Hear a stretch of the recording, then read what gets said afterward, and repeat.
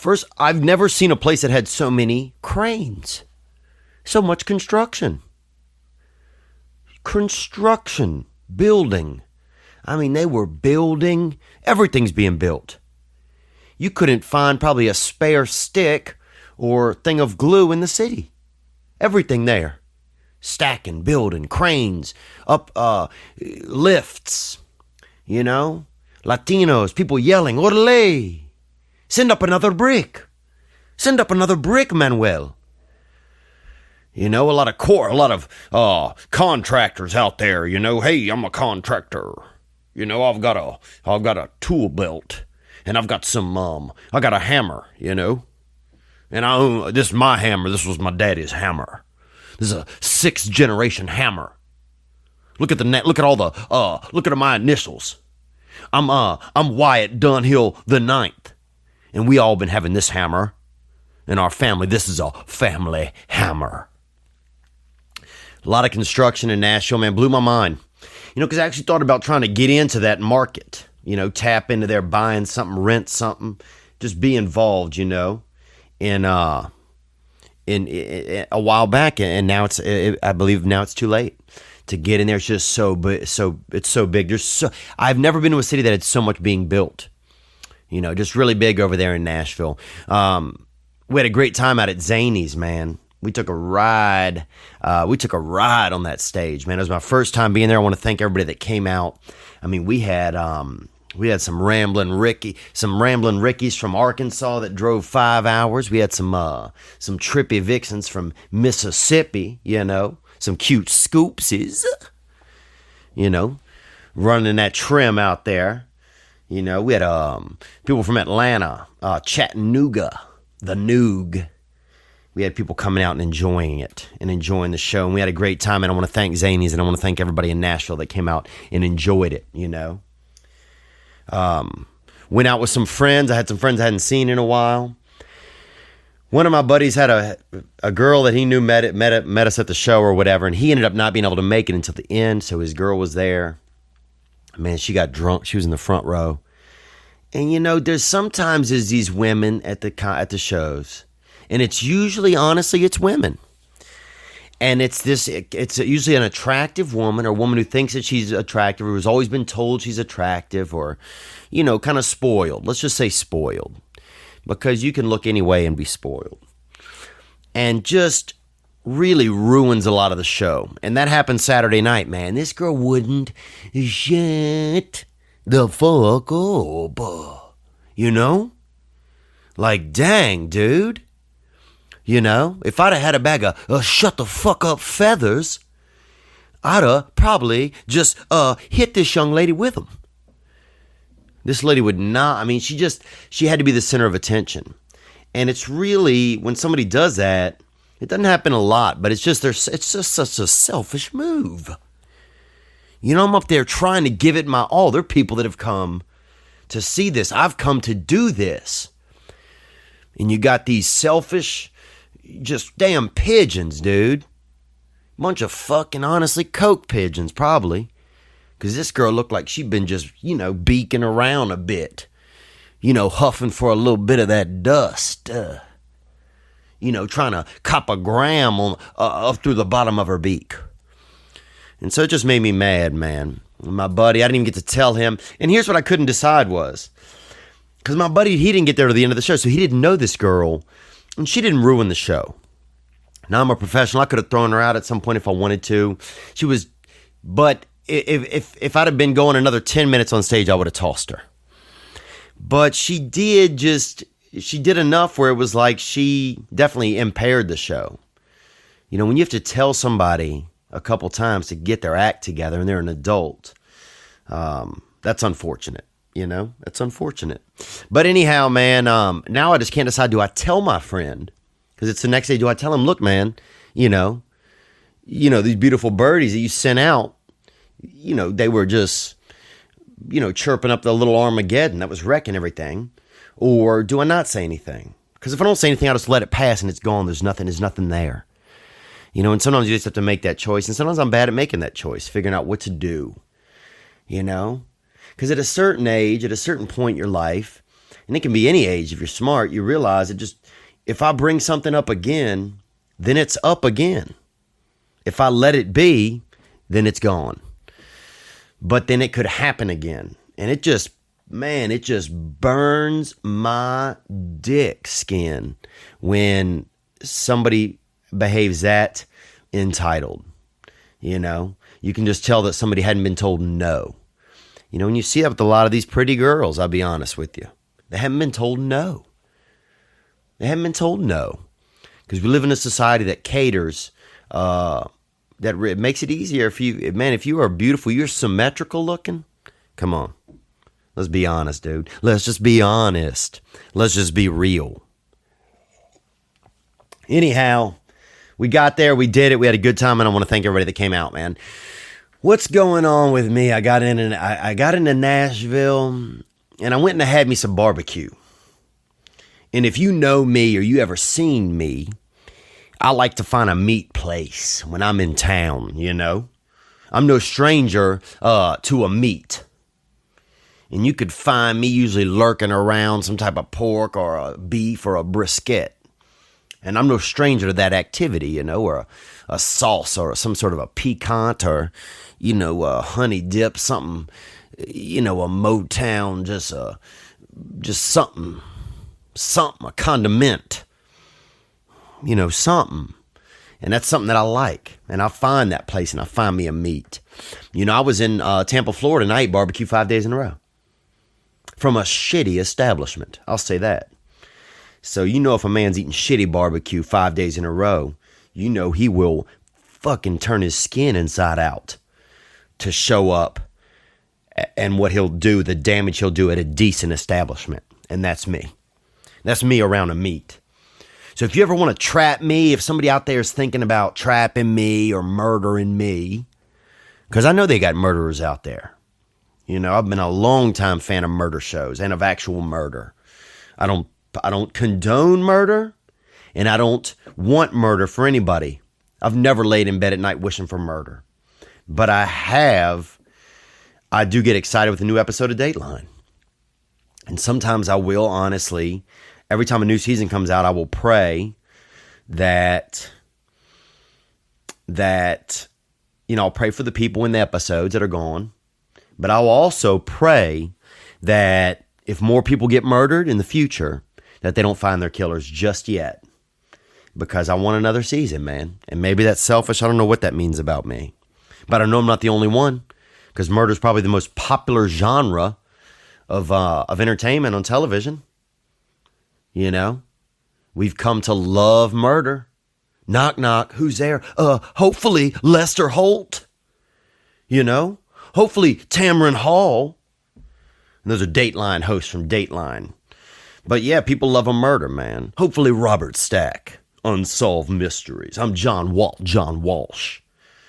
But I've always been, I've always been a fan of the missing and the murdered and that. And anyhow, what was I telling you guys? If you ever want to trap me somewhere, the meat or the ruse to use is meat. You know, if I'm walking down the street and I see a plate on the ground and it looks unhampered with, and they got a bunch of, you know, some freshly stacked meats on there, boy, face first, son. You never seen a dude dive face first, arms by his side, not in front of him, into a meat plate. And that's just how I get sometimes. And I think a lot of that's growing up. I grew up around cereal, a lot of grains. You know, and you'd see occasional meat. You'd see, they had a lot of people doing bologna in our neighborhood, bologna slices. They had a lot of, not a lot, but they had a couple brothers around us always grilling up dove and, air game and small air game and usually illegal air game. I had family that had owl for Thanksgiving. That was actually this past year. 2 owls, actually, which is an overrated bird. And I will argue with that to the death with anybody. But yeah, we had, but if you ever want to trap me, meat is the way. And so I probably shouldn't have given that clue out there, but it is. But yeah, man, a lot of construction sites in Nashville. And that made me think, if you're going to murder, and this goes out to, I guess, anybody that, and if you have ever killed anybody, man, and you want to confess it, you can hit that hotline, boy. That number is 985 665 9403. I believe. Yep, 985-664-9503. And we're going to get to some calls in just a few minutes. We got some great calls this week. But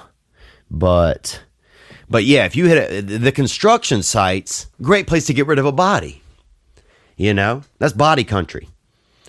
I mean, and I've often wanted to go look for bodies and stuff at night, but a lot of those sites were secure. But anyhow, man, Nashville is definitely a great place to hide a body this time of year, and a lot of real estate going up.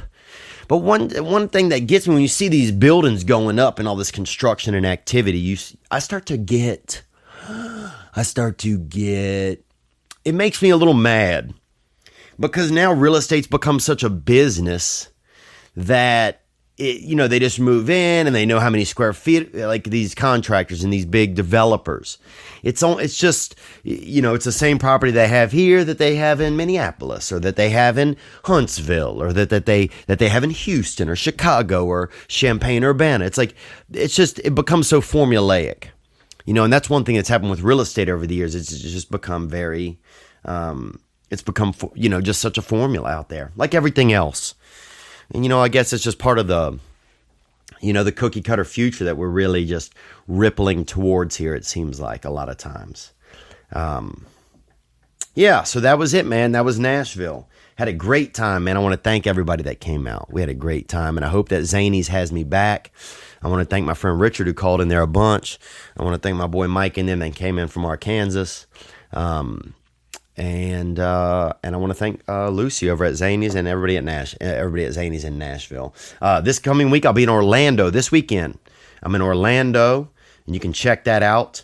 Also, if you're on the YouTube right now, you can see right behind me. Well, first, let me tell you these Orlando dates. The 13th through the 16th of July.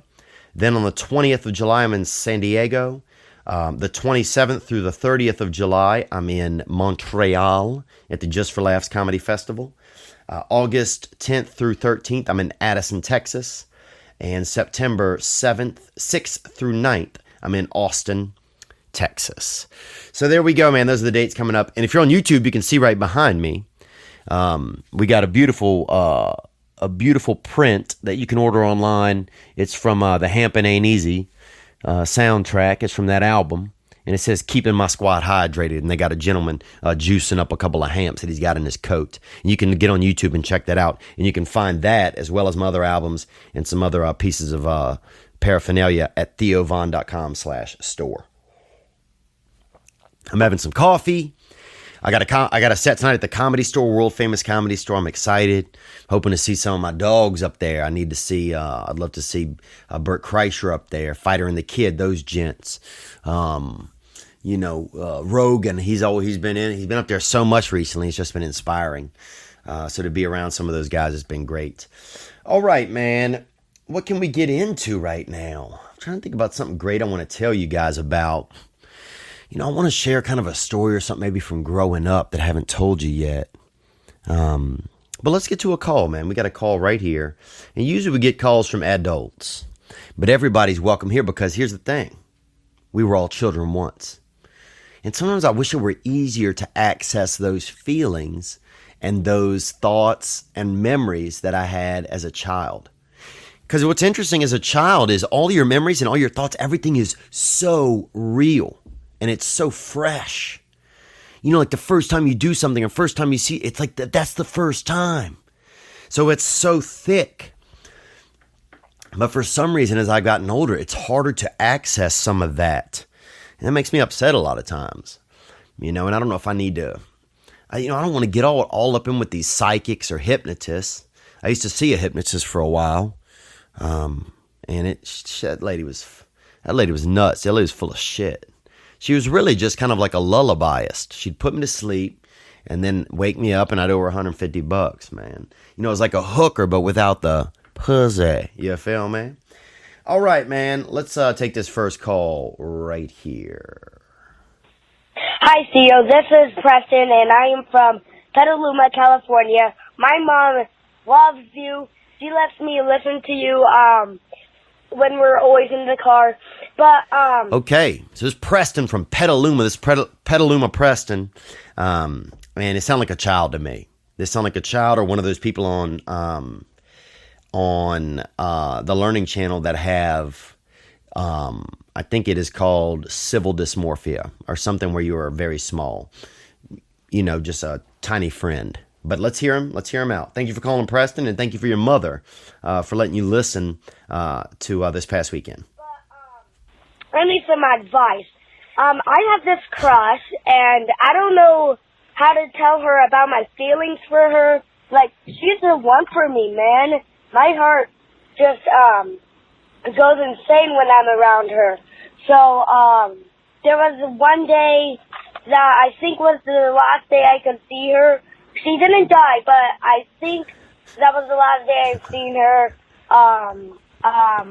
because I haven't been seeing her around, and I just need some advice when I see her.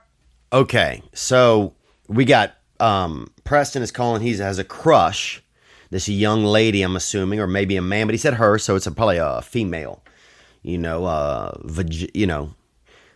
of the vagina gender. And he have feelings for her, and he doesn't know how to share his feelings, and he wants to know how to share his feelings when he sees her again. Let's hear him out. I see her one time to say something like what I should say to her and tell her about my feelings and how much I care about her and how she's my soulmate. I need some advice about that, and have a good day, Theo. Hope I'm on the podcast. Bye. Wow. So his mom's a fan. Maybe she put him up to it to sneak in here. But, you hear a child's voice. It makes you feel, how does it make me feel? It's funny because I play adults' voice. Adults call in here a lot, hit the hotline, but we hadn't had a child hit it. And it makes me, it's interesting. It made me feel something. It made me feel that, well, first of all, it kind of took me back, I guess, to a time when I was a child. You're more intrigued because you wonder, how this child really got involved to hit the hotline. And also it makes me think, it makes me feel young again. I guess that's what the feeling is of, I put this call first. Got 3 or 4 calls here. I put this call first because I guess, that was it. It's that desire to want to be young again. But what do you do for your soulmate? First of all, your soul only sounds like it's about 12 years old, Preston. And while that's a beautiful soul, man, that's a beautiful soul. You don't have to,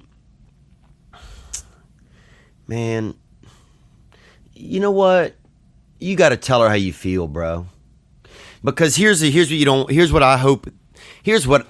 I went wrong. I was your age once at 12 or 11, and I was in love with this girl by me, and she had a badly chipped tooth. She might have been born with her whole, everything, and she was just a chipped girl. Everything about her was a little chipped. She had kind of a little divot in her chin, and maybe coming in, kind of with an invert in one of the temples a bit, and she was just chipped up. Like she had come out the birth canal, but it wasn't it had kind of rimmed, it had banged around the rim a little. She had banged around the rim a little.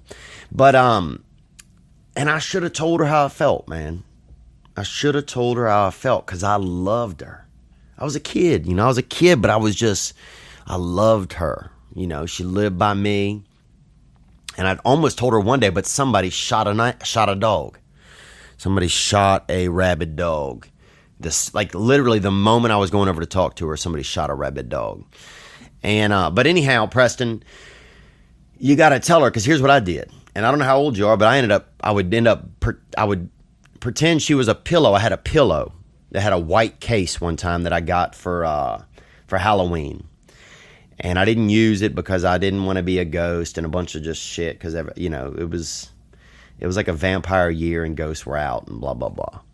But, I ended up just writing this girl's name on the pillow, and I would just kind of, hug the pillow at night, and I would kind of grind my body up against it. And I did that instead of choosing to go speak to her. So you got to find a way to talk to her, man. You know, and I would do something, make it simple. First of all, you just need to, you sound like a creative guy. You know, maybe you could take a little note and write it in a balloon or something and you know, give it to her and, you know, maybe pop it a little bit to get her feelings on the edge and then hit her with that note. Because when you got her feelings on the edge, you might be able to sneak your feelings into her feelings. You know what I'm saying? You could also, you know, maybe you write a message in the dirt or something with a stick, you know. Here's a move that I did when I got older, but I could have done when I was younger. You know, once you're in a conversation with her, you could say, hey, I have something for you. Close your eyes, right? And this is kind of a lame dude's move, but I used to use this, I think. And I'm just saying it's lame in case you guys think it's lame, and then, and so I've kind of covered my tracks. But I would say, I have something for you. Put out your hand, and then she would close her eyes, and then I'd drop a little bit of lip action on her. Hit her with them lips, you know? Because a kiss says a million words. That's what they say, dude. A kiss says a million words, Preston. So I'd drop them lips on her, man, you know? I'd hit her with them soft red hammers, dude. I'd hit her with them soft red hammers. And, but in the meantime, make sure that if she says no, how are you going to recover from that? How are you going to behave after? Have a backup plan for what to say, because that's when it gets weird for a guy. When he puts all his marbles, you know, in his gun, and then he shoots them all right at a woman, and then he's left standing there, and she wants to hear something because she's rejected him, and he don't have any marbles left. So save a marble, man. But good luck out there. Fire them off. Some other poor choices I made. I was in love with a girl in junior high school. Instead of telling her, I sat in class, the entire class, and built up saliva in my mouth. And then I spit into her hair after class. Because I don't know why. Something was wrong with me. You know, I just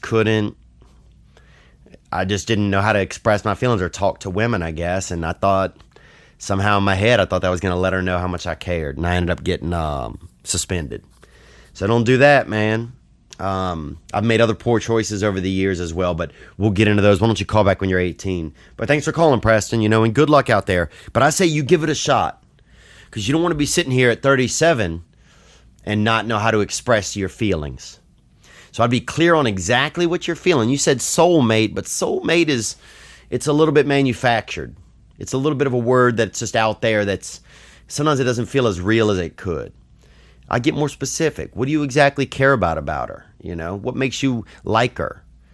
So that if she says no, at least you still got some friendship. You want to at least be able to end with friendship, you know, because then that can turn up later, you know, and you still got a lot of time ahead of you. But dude, I like your enthusiasm, and tell your mother I said, hey, she sounds cute, honestly. All right, let's move into another call here, dude. Now, on the last podcast, we talked a lot about America. We had some gentlemen call. I got one right here.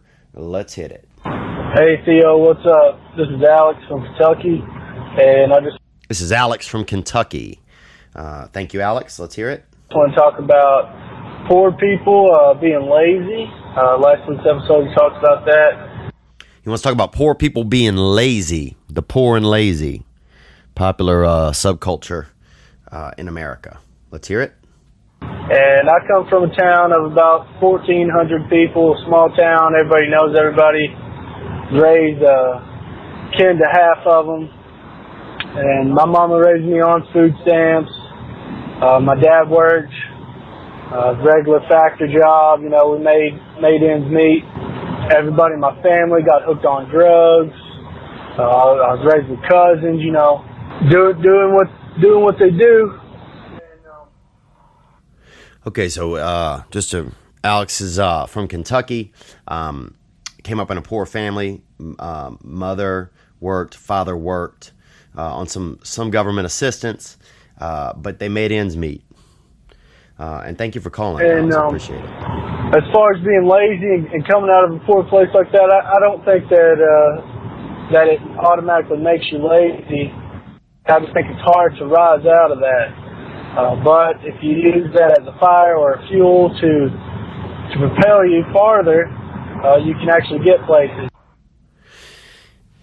You know, you're right, man, and I'm glad you called about this. You know, because last week or Thursday we did an episode about America, and people were calling what they thought America was, and a lot of my views really came out of this small town experience that I had the weekend before. A lot of my thoughts, but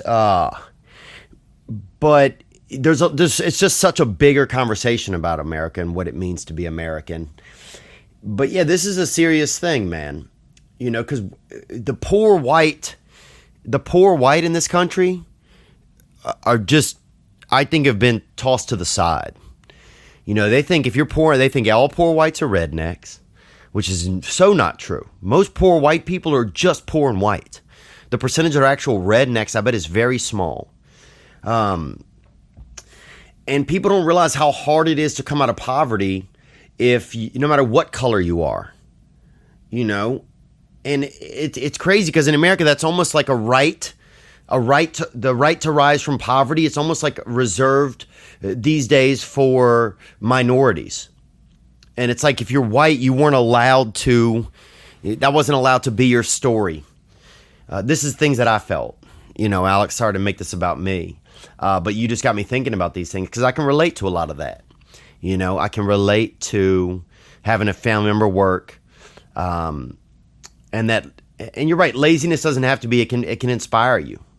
You know, it can really inspire you. And I think if you're able to be aware enough, and, you know, if your parents are able to at least show you enough light where you can see the other side of things. And it sounds like somebody in your family influenced you enough. You had to have a positive enough influence. And I think a lot of that's where you see people go one way or the other, where they fall into the trap of being lazy, or they fall into the ease of being lazy. I mean, you mentioned your whole family getting addicted to drugs. Yeah, it's easy. It's easy to get addicted to drugs, man. You know, because when you're running around and you're poor, and there's no rehab, when you got money, you can go to a rehab, you know. You can go live with an aunt or an uncle in a different place. There's just other outlets to get you out of it. You know, you can have a family member that can call the local sheriff and get you off the hook when you got money, you can do all those things. But when you are poor, there's just a lot that's stacked against you. I don't care what color you are.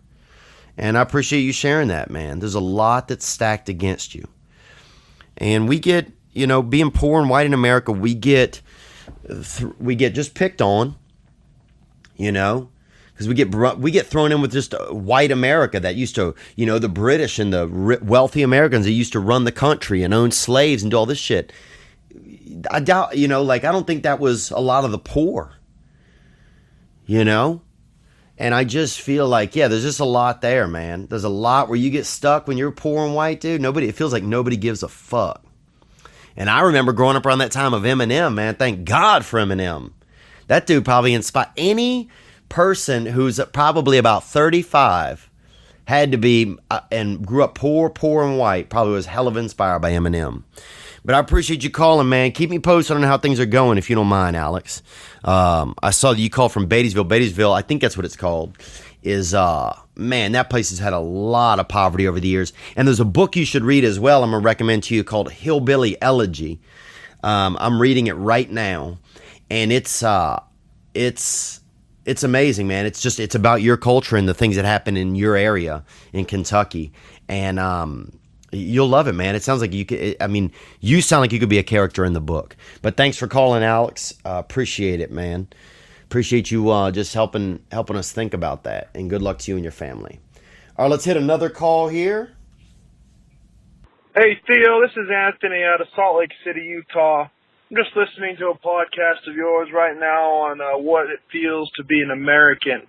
Thanks for calling, Anthony. He's got some American, a little more on the American side of things. Sweet Anthony. I come from a Spanish background. My family's Spanish, and they're proud to be Mexican. Spanish and Mexican. Onward. And you know what? I whenever someone asks me what my heritage is, it is always American. I am a die-hard American. I love my country more than anything. Bruce Willis reference. Onward. than any other country in the world. I would do anything for my country. My biggest regret in the world is not joining the military to fight for my country. I have a lot of family that's in the military, and I'm extremely proud to live here. There's nothing that pisses me off more than seeing these fucking pussies that want to stomp on the flag, walk on... Ooh, Anthony hitting them high notes, hitting them vulgar high notes. You could see him escalate there. Let's keep it going. Thank you for calling, Anthony. On the flag, talk shit on this country. Do you know what? If you don't fucking like it here, get the fuck out. Plain and simple. This is the greatest country in the world for many reasons, and it's not on the backbones of those pussies. My generation, I'm 27, my generation is absolutely fucking spineless, man. I'm tired of it. Everyone needs to get back into would do anything for their country, would love to do anything for their country. Well, I'm just going to stop you right there, Anthony. I appreciate you calling, but now when we start to say that everybody needs to do something, everybody needs to do this, or everybody needs to do that, or everybody should, that's where we got to check ourselves. Because I feel you. I feel you, man. I feel you're angry, People are angry for tons of reasons. From all different perspectives, all different angles. People have a lot of anger right now. But once we start thinking that other people should do stuff, or everyone should, that's where we start screwing up, because that's never going to happen. It's rarely going to happen unless there's a huge natural disaster, or there's a war, or something that makes people realize, that takes us out of our comfort zone. Then it's going to be tough really to unify us. At this point, I feel, because people are very divided. People have come from just such different worlds that they are not seeing the same thing. That's the biggest truth, is that people are seeing things differently. If you grow up in one place, or your reality is it's not the same reality as it is in a lot of times in another place. And by place, I also mean socioeconomic status. But let's keep hearing you out, Anthony. Appreciate you calling us, sharing your angst. Until we can get back into that time, this country is hurt. It's hurt. Here you go. Anthony feels like it's hurt, man. It's interesting. It's interesting, and it's one of the things last week people were saying was that you can think anything you want here, And it's weird to say that sometimes that we should shut America down, shut the borders and this and that, because our families got here. It's like, do you just keep handing out food, or if people are still showing up to eat? Or at some point, do you just say we gotta hold food for the people that are already here just for tomorrow? There's a lot there, man. There's a lot there. But I do believe that I don't think it's fair that there are people in America who aren't citizens and who aren't accounted for. And because that's just scary to me. And I don't know how you figure that out comfortably, though. I don't know how you do. Maybe at some time I'll have an idea, as I learn more, but at the present moment I don't. But I appreciate you calling and sharing your angst there, bro. A lot of angst out there in the world. That's Dirty Ant popping off with a little angst. And also diversity is a big thing. Like in some of my reference was coming last week on this past weekend from I was in a small town that was mostly white, And the town I grew up in was black and white. I don't even know what it's really like to be in a lot of these other ethnicities and other cultures, be around them. I did live in Tucson, Arizona for a while. And I went to high school with a lot of Latinos, Mexicanos, So I guess I did get some understanding there.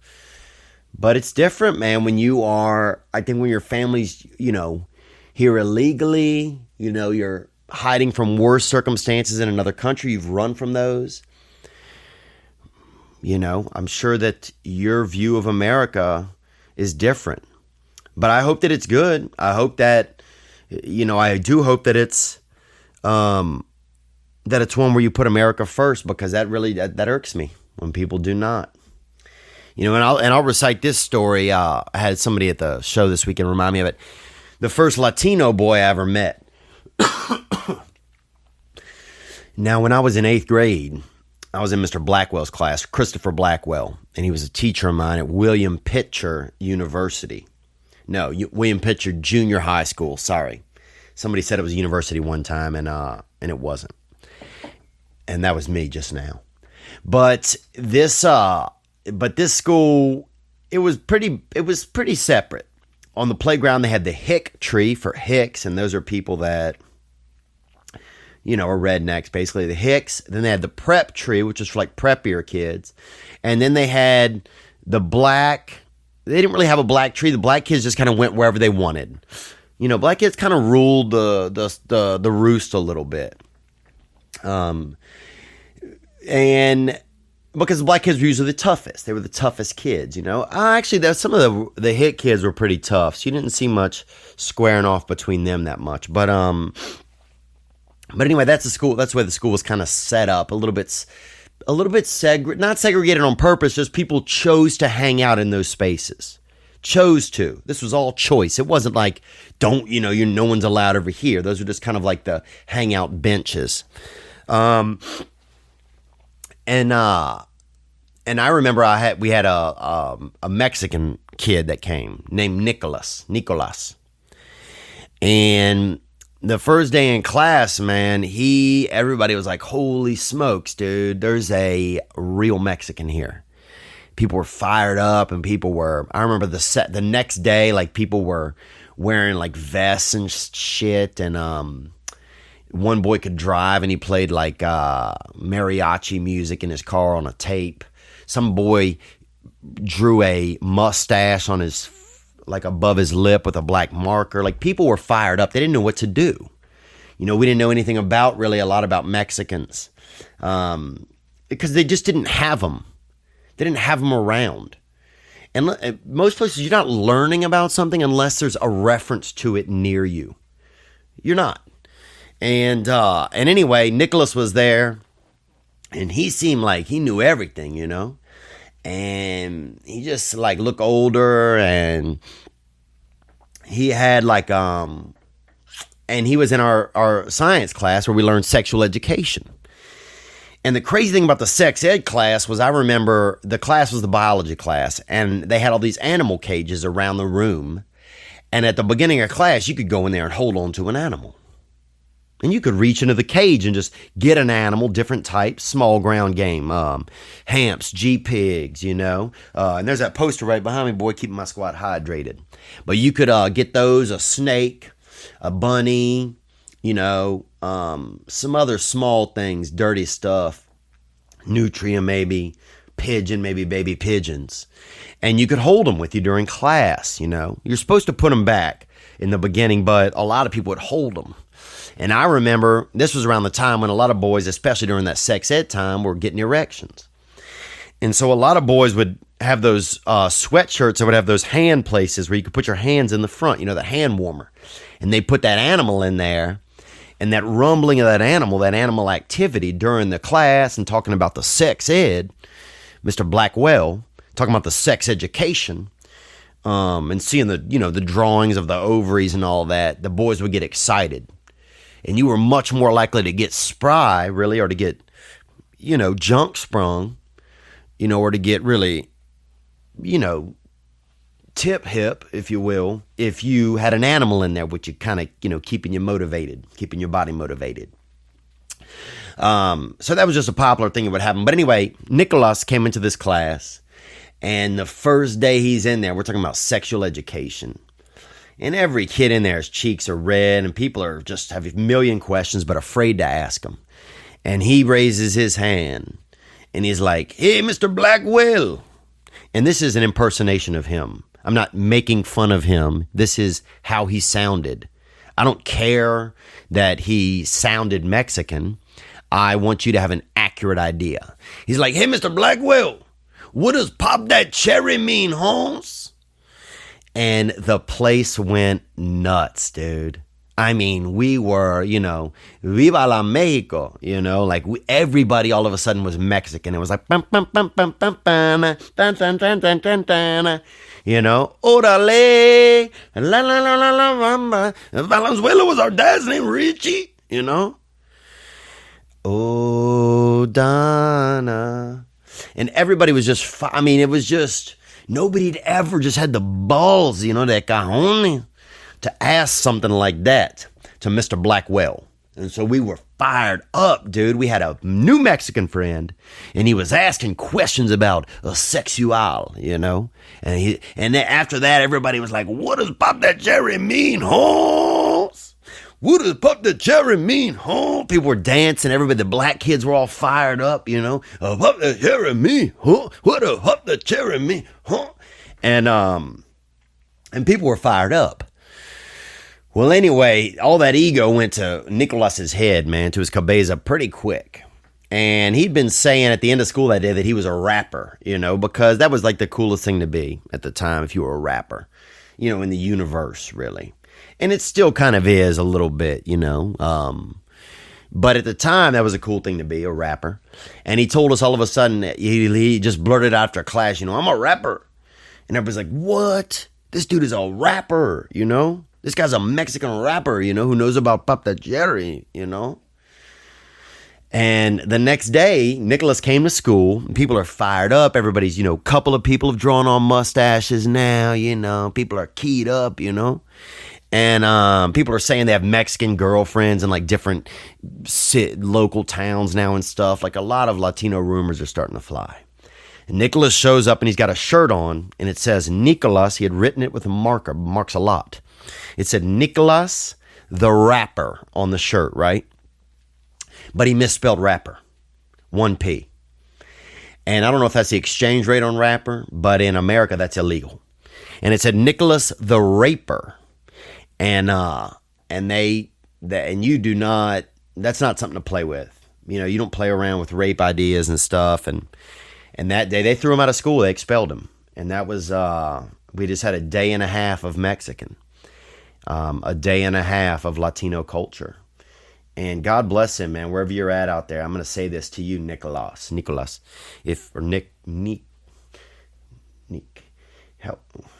wherever you are, thank you, man. Thank you for coming there and because after you left, everybody started asking questions about sex, man. And we missed you, dude, and people referenced you. I remember they had a Halloween party. People wore shirts that said Nicholas the Raper on them. And for years, people said it. And just peace be with you and God be with you, man, wherever you are. And be well, brother. And I hope to see you soon, man. Hope to see you soon. And that day, no animals that day, I remember. It was a weird day. Just everything we had a little bit of a hangover from all of that. But that's the story of Nick the Raper. Onward. All right, let's take another call. What do we have here? Theo, what's up, buddy? This is Pat from Mobile, Alabama. Pat from Mobile, thank you for calling. First of all, just still worried about that haircut, man. Don't know if you're... Oh, I remember. This is Patrick with that $50,000 appendage. Now, we had an episode a while back. You can find it on YouTube about the appendage where Patrick we had people calling that were missing limbs. The missing. Someone was missing a leg. Somebody was missing a tit, I think, actually in Nepal. But Patrick called in, and thank you for calling back, man. And you know what, dude? For a guy who's is okay with the impaired, you really got some issues with this hair, don't you? And I think the hair, look, I know it's bad, brother.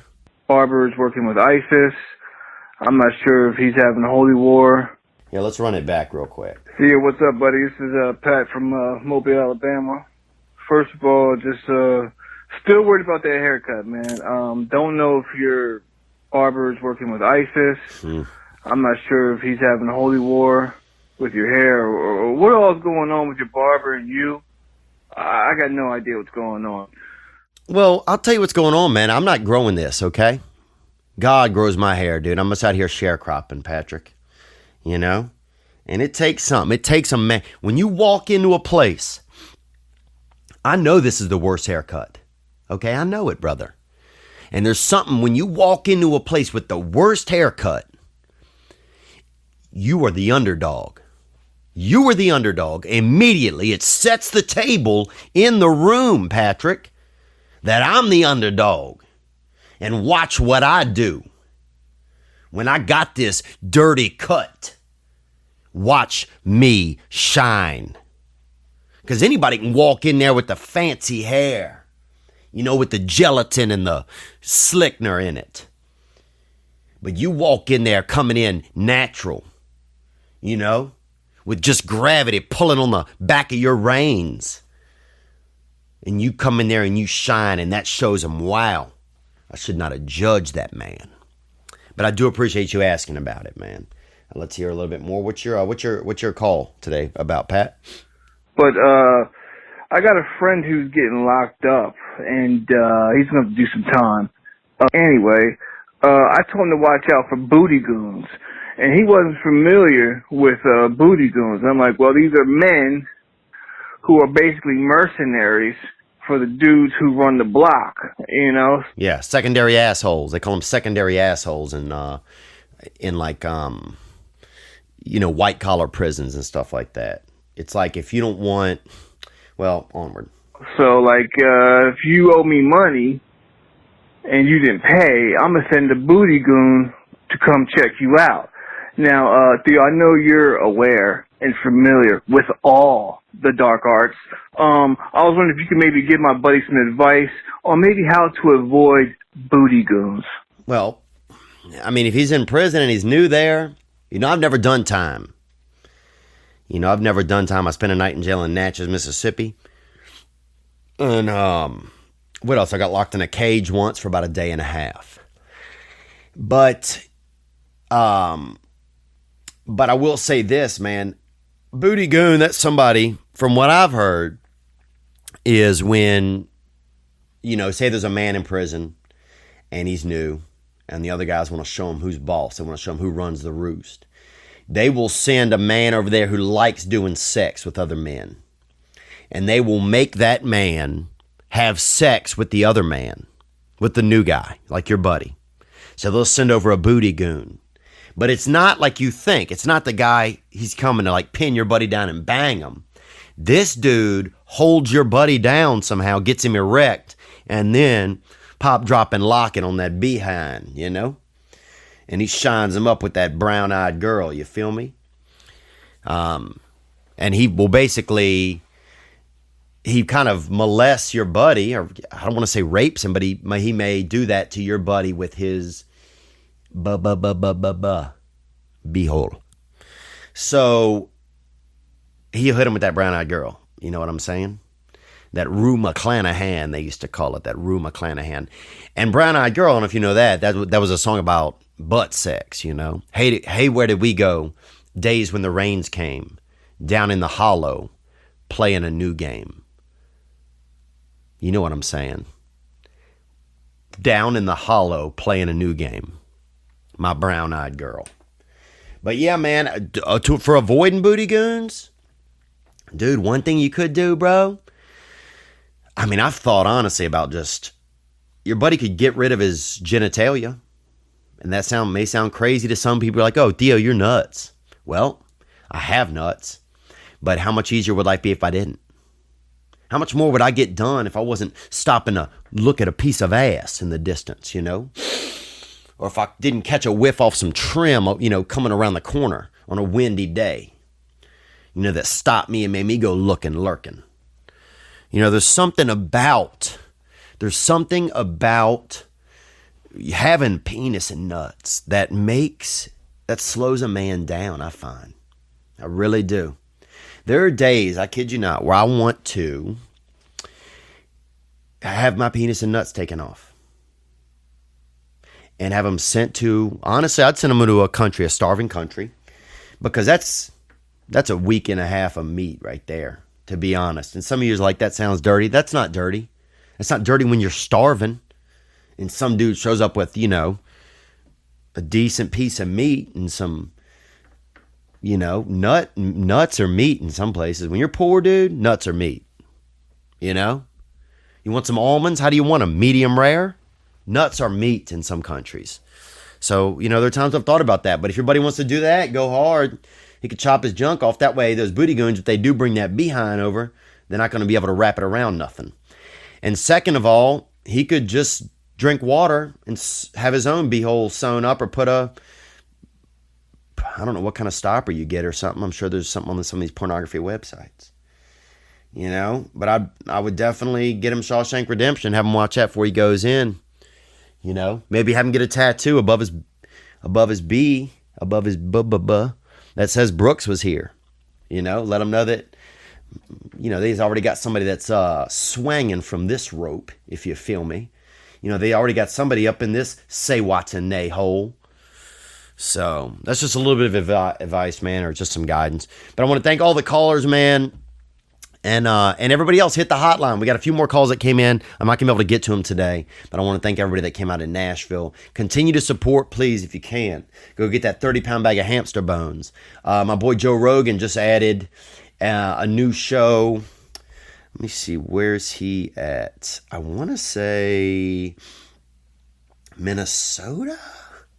I'm just checking on my Twitter. But you can check out theovon.com/store and grab some different things. You can check out theovon.com/tour, grab some tickets. I want to do a show in Vancouver in August, but I got to find a small place where I could do a show. A place that holds about 100, I think, is what I'd be looking for, because I've never been to that market. So that would be something. But 30-pound bag of hamster bones is available on iTunes. And you can also get Musket Fire, the early years. And that's edgier material, but it's out there for you. Sacramento. Rogan just added another show in Sacramento. And Coco. Where's Coco at, dude? I don't even know. That man. That mad flavor, dude. Somebody put up a video game of him today that was pretty funny online. Anyhow, he was in Vegas this weekend, so I don't know where he's at next weekend, or I'd share that with you. But it looks like he had a good time. I want to thank you guys again for the support. Thank you for watching this past weekend. Tell your friends. Hit the hotline. You got something you want to talk about, you want to share on something we've already talked about, feel free, man. Beware of those booty goons, dude. Or if you're going to go into prison, maybe goon up. You know what I'm saying? Be a BG yourself. Sometimes the first step to not getting pummeled is to pummel out of the gate. So if we had any loose ends, we'll try to follow up on them. You guys subscribe on the YouTube and on the iTunes. I'll see you in Orlando this week. Thank you for watching the band, and I'll put a link to that on my YouTube where you can catch that in full. Happy Monday to you guys. I'm happy to be here with you guys. It is Monday, June 19th. And it's actually a birth date of my grandmother and my sister. Both of them are, my sister's alive and my grandmother is dead. She's gone. She loved raccoons and she collected a lot of ceramic squirrels and ceramic frogs. And she was an older lady and something happened to her and then she died. But I'm happy to be here with you guys today. I'm alive. You're alive. Sorry to start out on that dark note, but sometimes life can be a little bit of a dark note. We're going to keep it happy today. I appreciate you guys' time. This is this past weekend, and we are here. I had a wild dream last night, and I got some good rest this weekend because I needed some rest. Sometimes I find myself caught up in sleep, and I'm just like a little resting bear. And I wish sometimes that I kept a chart of when I was resting, throughout my history and when I was awake, because I would have a better idea if I'm on some sort of a resting cycle, if I hibernate a little bit more in certain times. And I hit a bit of a rest streak this weekend and caught me a rest. And I enjoyed it. I actually had a wild dream that I was muling, that I was a money mule. And a money mule, mules are people that hide stuff in their butts or anus, that hide things inside of between their butt cheeks. If they're really strong, mules can, these are humans that hide stuff. They can just grip it between their butts and hold something. But if not, then they have to put it inside of their butts. past like the entry area. And that's very bizarre. And those are a lot of basic mules, and I'm kind of a weaker mule, at least I was in this dream, and I was hiding money.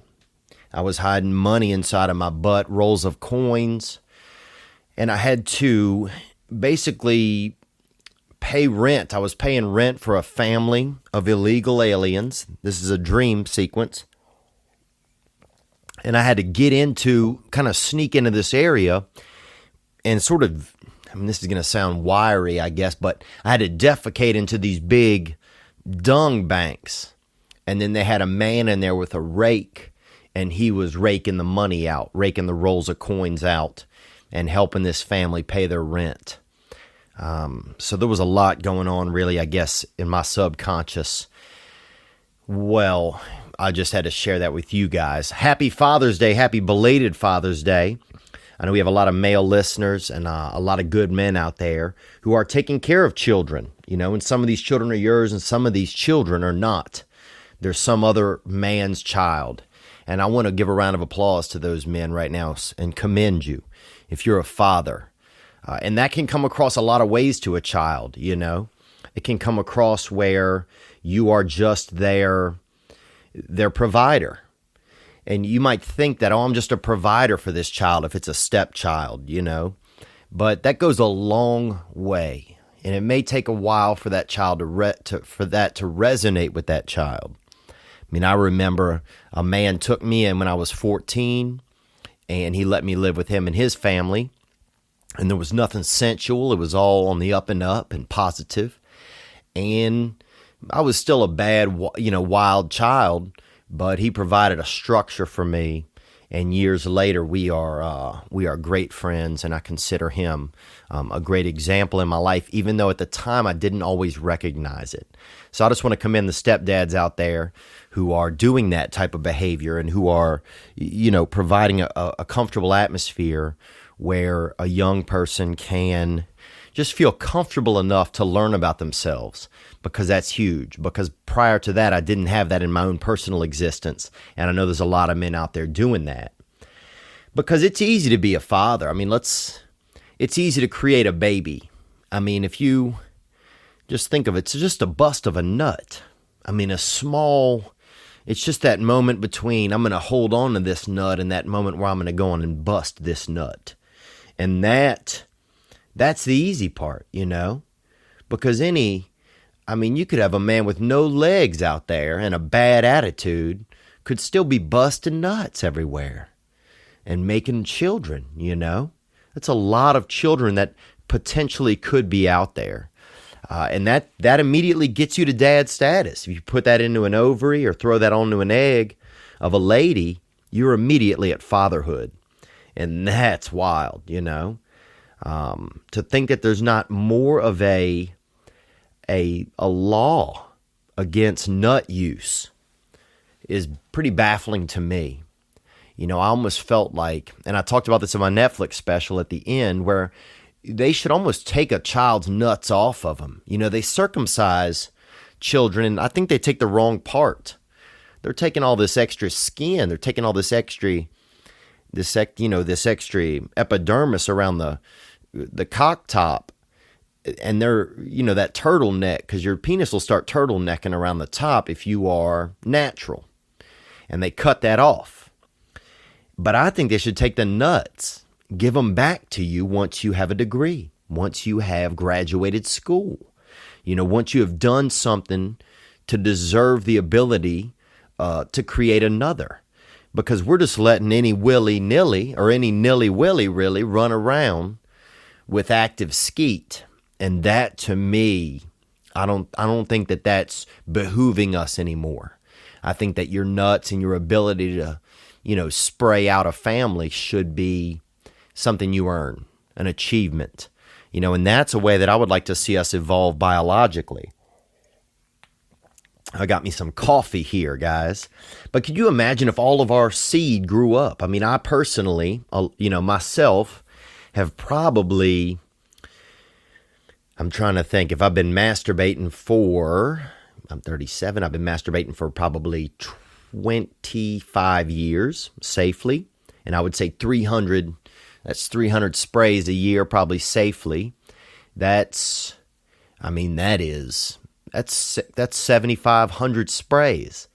And if all of that grew up, and that's just me alone, that's 7,500 children, that could potentially be out there. So I'm amazed that we don't get a handle on more of this human seed, and then it's not more of a, that it's not more of a prized possession, because we're spraying it out like it's nothing. We're giving it away. A lot of men are.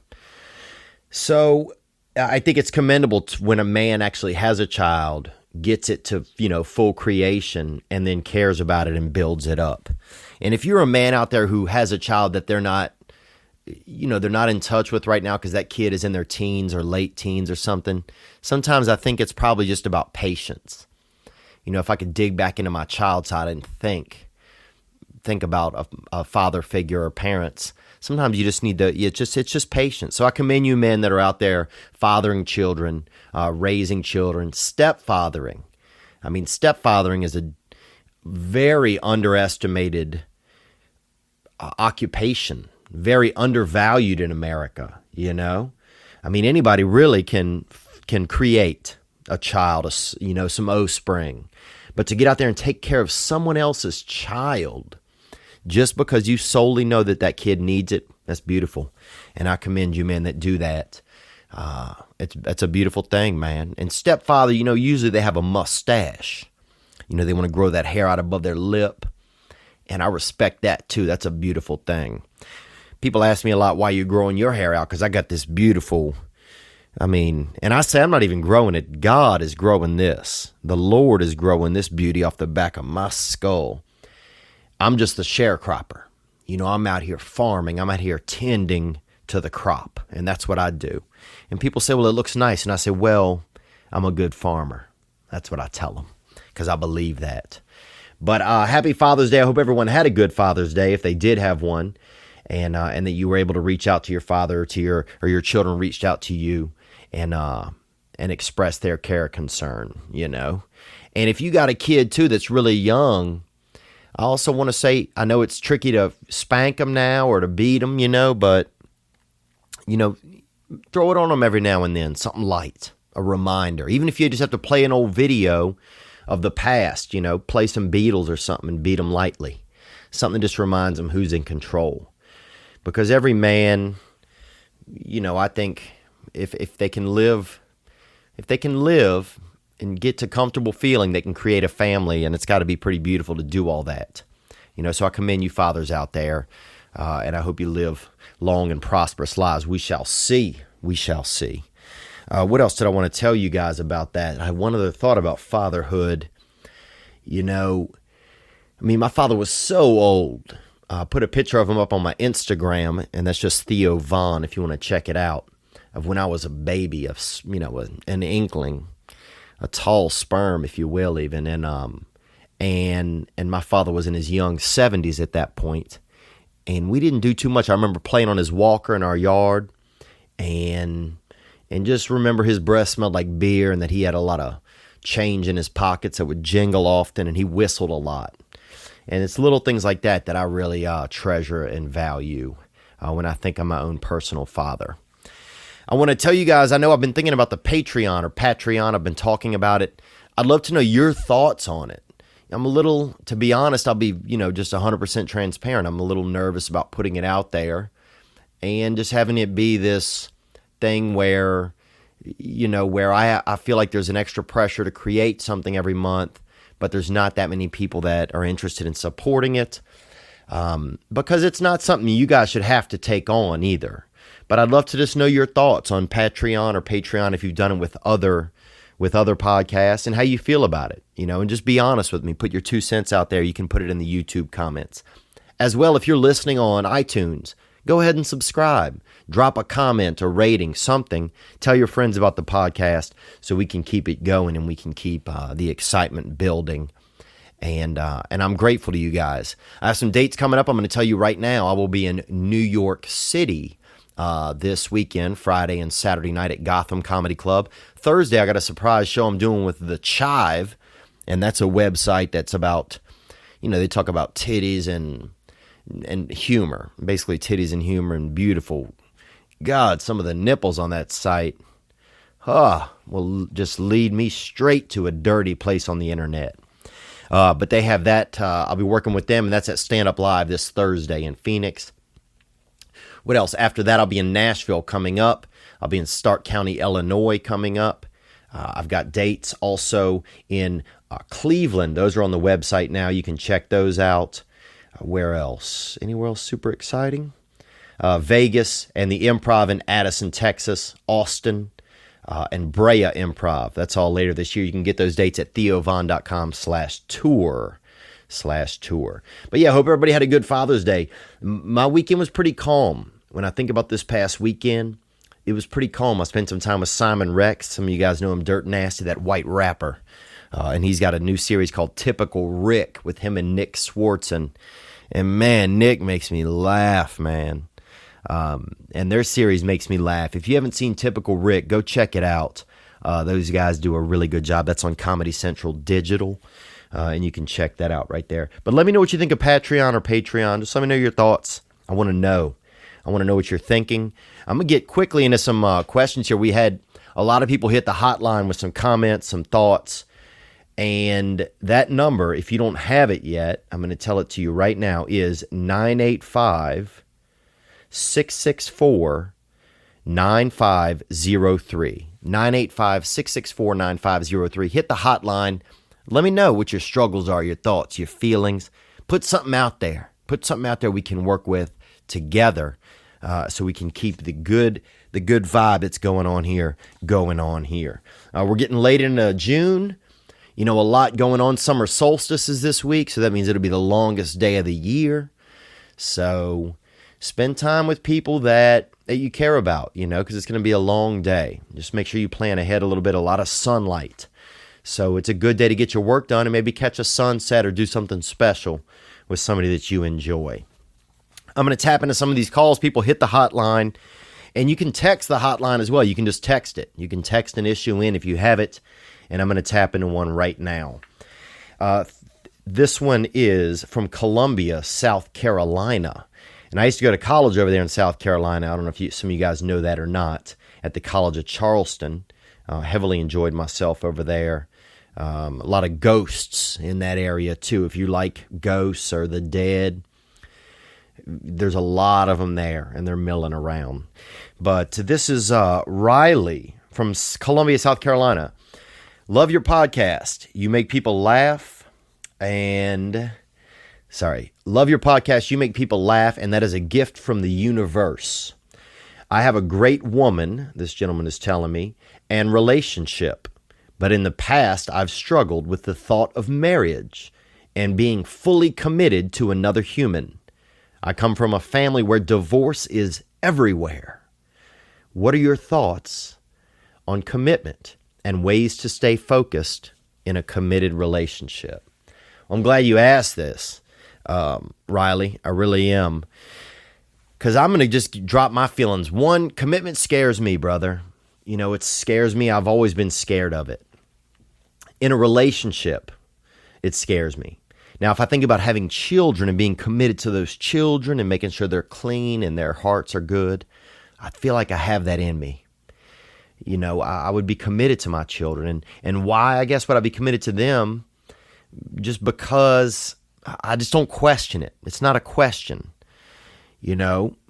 But when it comes to commitment to a woman, I guess the first thing that hits me is that it's growing up. And part of me just doesn't want to do that sometimes. I have this issue with it.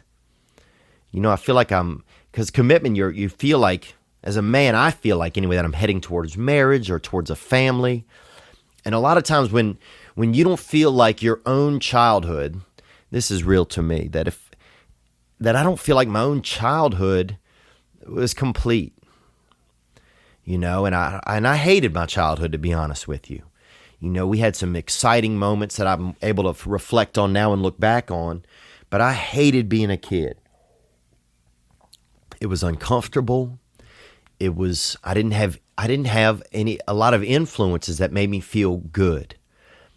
And so by committing now into a relationship, I feel like my childhood would be ending, you know? I feel like my childhood would be, you know, it would be over. If I commit now, that I'm adulting so much that my ability to even, you know, to complete that childhood is gone. Whatever I still needed to do, even if I'm not doing anything, that my ability to continue to work on that childhood or to have a good childhood is over. So that's, I guess, kind of a scary feeling that troubles me with commitment, you know, because I know that once I get locked into a lady, that my youth is over, you know, at that point. And I think that that's one of the reasons why I personally, Riley, have trouble with commitment, because I just feel that heavy pressure that, oh man, your youth is done, man. Your childhood's done. Whatever you felt like or were uneven about or things you were holding on, that's all has to go away now, because now you're going to be headed towards focusing on somebody else.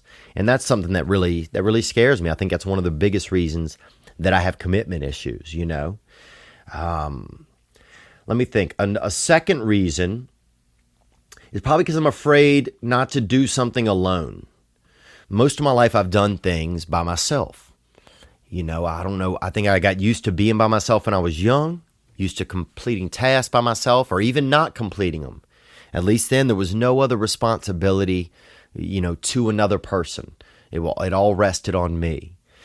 And I feel like by joining up with somebody that's going to stop, you know. Commitment means that I'm not doing this alone anymore. And sometimes I feel like I've been alone so long in my own mind and heart that I don't want to admit that I need somebody else, or that I would be better off with someone else. And by getting into a committed relationship, for me, I guess part of me feels like I'd be doing that. I'd be admitting that I'm not good enough alone. And also I struggle with feeling that need. I struggle with feeling the real need to have someone else around, because I just wasn't used to it. You know, I haven't been used to it. It's gotten better as I've gotten older here recently. But it's tough for me to feel that need. It's tough for me to feel it. I can say it, I can think it, but to really feel it, because I think I've suppressed that so long to need someone else, that it's not a comfortable feeling for me. So that'll probably take some work in that area for me personally to feel those things. And that's self work that I need to get into, you know, because that's important stuff. Because that's, you know, without some commitment at some point that I'm going to be alone. And I can tell you that figuring out why you feel that way is probably pretty freeing, you know, because where I find myself today is not knowing why I feel the ways that I feel. And that's scary, man. You know, when I don't know why I feel a certain way, like I can feel it, but I just don't know why. It doesn't resonate to my brain very well. And that's scary, because then the issue is that I just can't understand my feelings. I'm not good at understanding my own feelings. And that's kind of scary at my age. And it's scary to think that I've put off for a long time, you know, getting some help in those areas so that I can understand some of those feelings. You know, for someone to be like, well, why do you feel like that? And for me to be so out of touch with my feelings that I don't know the answer, I mean, it's not cool anymore, you know? I think for a long time it was cool, but it's tough to admit that it's just not cool anymore. It's not cool for me at my age to still be in that environment. And the third reason I'll say, Riley, is commitment for me is since I always felt like I took care of myself emotionally and that I never got any reward for that. You know, even though there were other people that helped me and that raised me, for some reason in my mind and heart, there was always this feeling that I was doing it all by myself. You know, I think just some of that loneliness I felt inside, just that's how it manifested itself. And there's probably a lot of truth. You know, most of my youth felt more like surviving than it did living or thriving. So the fact that I never felt any reward for that It makes me want to hold on to my loneliness or my singularity a little bit out of spite, if that makes any sense, you know. Now, spite against whom? I don't know. That's the thing. It's like I'm just holding this spite, but there's no one really that I'm holding it against. Because the only person that's suffering by me having this anger is me at this point, you know. So I'm glad you asked this, man, because it's something that I've been thinking about a lot, because I have trouble getting close to other people. And I think those are some of the reasons why. You know, I don't know if any of that helps or any of that answers some of your question, but I do appreciate you reaching out and asking about commitment, because it helps me to be able to think of some of my thoughts. And I'd love to know if some of you men are struggling with commitment out there, you know, or ladies. I've had some calls from some ladies. I think men might be shy to call. But we're not perfect creatures. And one thing about the times we're in right now, I think it's almost a blessing in a way, where there's so many blurred lines, and we've talked about this a little bit, and females being the breadwinners, and it's kind of a unique time for men to be able to share their feelings. You know, and that stuff, some of that stuff sounds gay as hell, you know, and that sort of thing. You can say that, but dude, it's better than running around and not knowing what your feelings are. And that's where I've spent a lot of my life. And it's one of the reasons why I like having this past weekend, because some of us are able to call and share questions and thoughts and concerns on all of this, man. Because I get a lot of calls too that aren't people that have questions, that just want to say something and just want to share, and I'm grateful for those. Also, let's take another caller, man. This is Chris from Las Vegas, I believe. And he's just texting in. This is another text one. I'll just read this one. Oh, no, this is Chris from Utah. Theo, I love the show. I just wanted to get your advice on kind of a weird fear or phobia that I have of homeless people. Like, I try to help out in kitchens. I'm guessing he's saying homeless kitchens and serving places like that, soup and, you know, light fare, chowder, actually probably heavy fare meatloafs. But if I walk by the homeless in downtown Salt Lake City, I get really nervous. I don't know why. I think maybe they might rob me or stab me or something. Just wondering if you've been able to get past some kind of phobia. It's a good question. You know, when I was young, I had this heavy phobia of the dark. Very scared of the dark and of going to sleep at night. And I've said before, I thought animals were going to get me. I used to urinate in a circle around my bed. I used to push my bed off the wall, and then I would urinate in a big circle, because I had heard somewhere that animals wouldn't go where there was other animals' urine. And I knew I wasn't an animal, but I just thought in my young brain that they would, you know, get my scent and be scared. Crows, I was also very scared of crows. I remember putting a lot of yarn up in the air with jingle bells on them, on the on the thread, and thinking a crow would hit that if they came in to get me. I would lay down at night. I've talked about this on stage, and put jingle bells on top of my blanket, or set them on my clavicles, or where there was a place in my chest or something that could hold them. And I would fall asleep like that, real still, and hope that they would wake me up if they went off, if something happened. I remember having to look through every nook and cranny at every angle. I had to start in the closets and work my way out, and then lean something against one closet door and then do the other closet door, just to make sure there was nothing around. So I had a heavy fear growing up, you know, a lot of fear there, a lot of bedwetting. And I don't have any shame for it. I mean, I think I did for a long time, but now I'm just like, you know, I feel pretty fortunate that I made it through it. Feel some of those things, you know. But as far as the homeless go,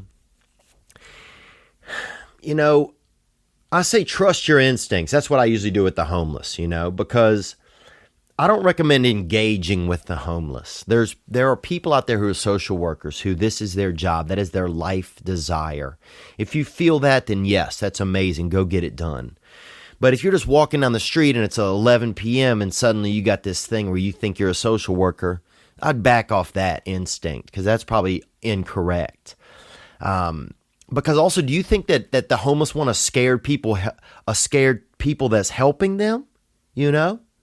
Do you think the homeless want some easily spooked mook, you know, spooning out there, precious soup, who, one wrong sound in the distance is going to, freak out and sling chowder all over everybody? No, probably not. So by being so scared and odd, you're probably really spooking them. And the homeless, I'll say probably, Chris from Utah, they're not for you. And that's another thing we got to realize sometimes.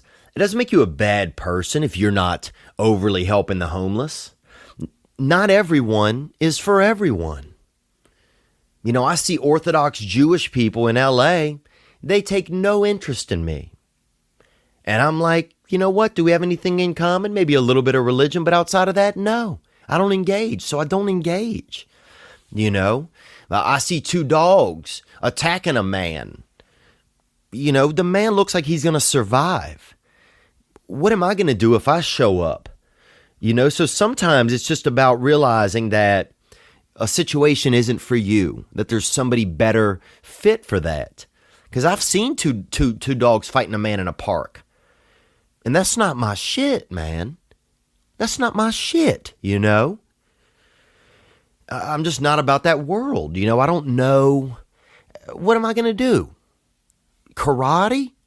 No, so I'm out. So you got to know where to engage, man. I think you need to, stand tall and be proud and be affectionate if you feel that there needs to be that affection. If there's an opportunity for you to share some money, some water, some food, do that. But don't mill around, skeeting around, Boo Radley and around the concrete. You're going to scare the homeless, But not everyone is for everyone. Like if I see an angry feminist, who's, making flammable cocks or something in her parents' basement, which are probably hard-working mustache stepfather and mother probably busting their asses to put a roof over her head. I don't intervene in that. There's nothing that I'm going to be.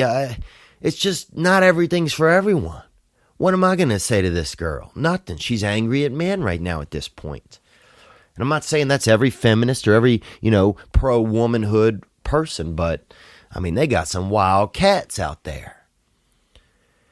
And I'll tell you this, couple of facts about the homeless. If you want to get upset about the condition of the homeless, throw some darts at a Ronald Reagan poster. Okay?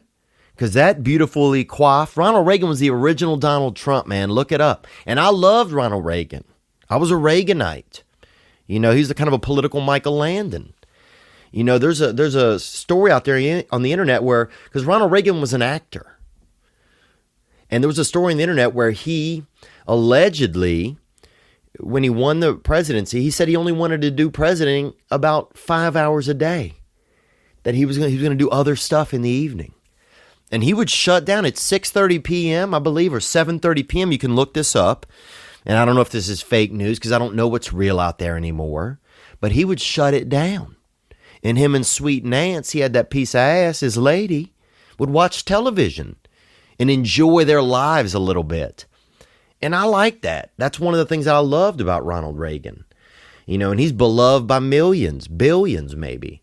But I'll say this, Sweet Ronnie put the homeless, he shut down a lot of the mental health centers. So you used to just have the homeless who were dope heads and hippies and lazy people and people who, were counting pennies instead of counting cash. Because you count pennies long enough, you'll just be out there counting them. That's all you'll have. But look it up, Ronald Reagan, let him loose. He cut the budget for a lot of mental health, and next thing you know, you had a dude out there who was just shooting up, who was busting a couple, cubes of crank into his nose. And then you had a dude out there who had no clue who he was mentally unhealthy, schizophrenic. There's a University of Pennsylvania study. Let me find this right here. I put this down. Of 5,000 homeless people in New York City this study found that they cost the public $40,500 annually on average. Per person, that's crazy. And that's comprised of prison, shelter, emergency room, and psychiatric hospital costs. You'd think there would be a better way to just get those people this $40,500. Because if we get it directly to them, maybe it would change their element. And that was what makes you realize that a lot of it is mental health out there. You know, that's a lot of mental health going on out there. And that's where it's scary. So if you're feeling uncomfortable about engaging, you know, they say only about 30% of the people out there are drug addicts, alcoholics and drug addicts. You know, so it's tough to know when to engage. I would just say trust your instincts, Chris. And I mean, I feel uncomfortable around the homeless. You know, first of all, there's a million ways to keep a home. I mean, we got 2-story homes. We've got, what else? Mobile homes. I mean, shit, you can, if you're almost homeless, you can take your home with you. Come on, home, let's go. I gotta go. Let's go. You know, so I feel wiry around them. There's a lot of them out here in Los Angeles, and I feel a little troubled at times and uncertain. You know, and I feel gross sometimes. I feel compassionate.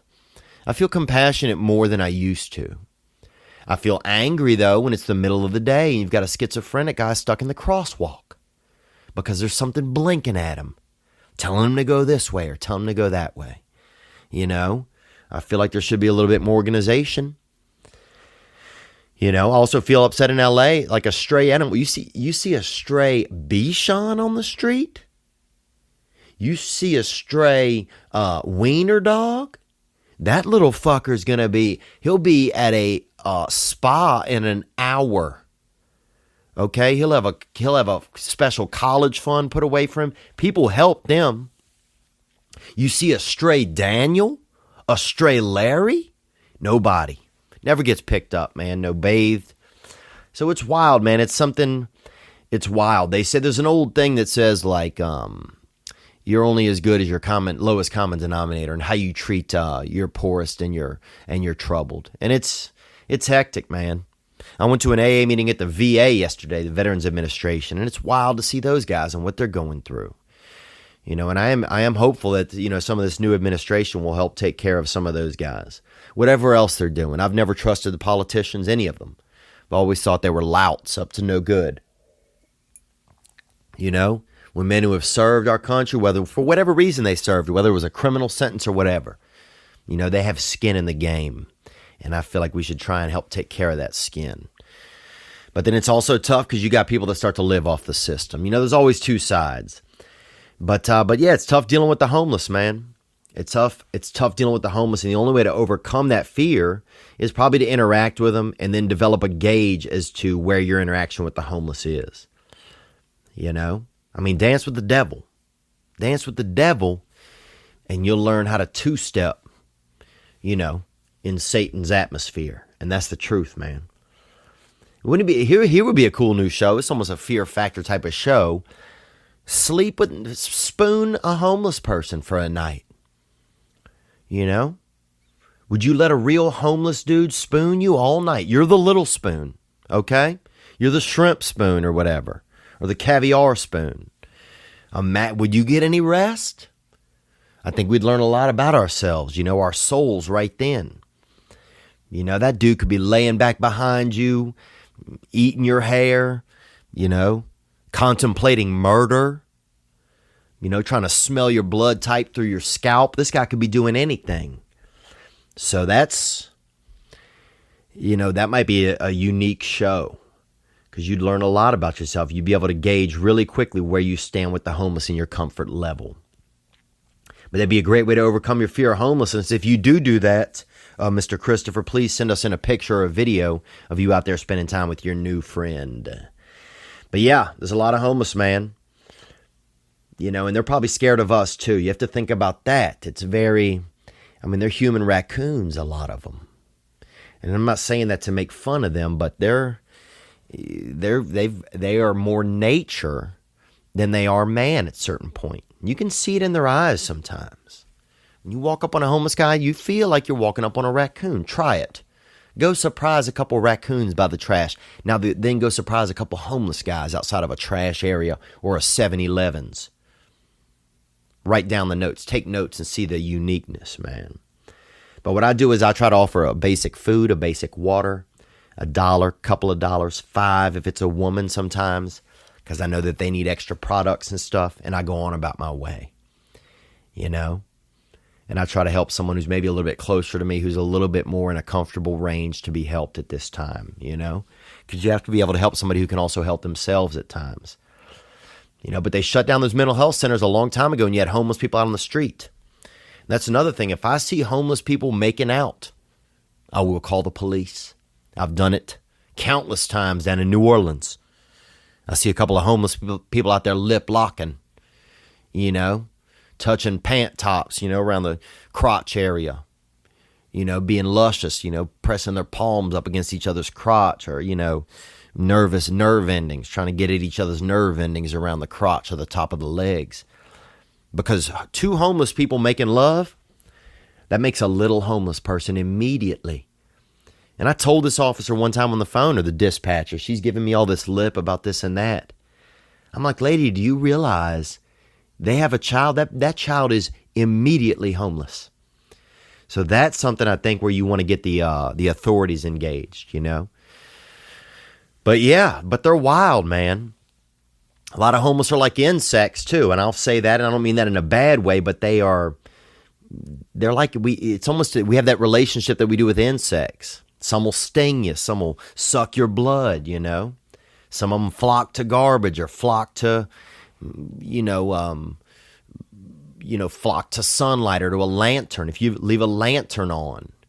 I remember when I lived in Charleston, we'd leave the porch light on, and in the morning there'd be a couple homeless people out there.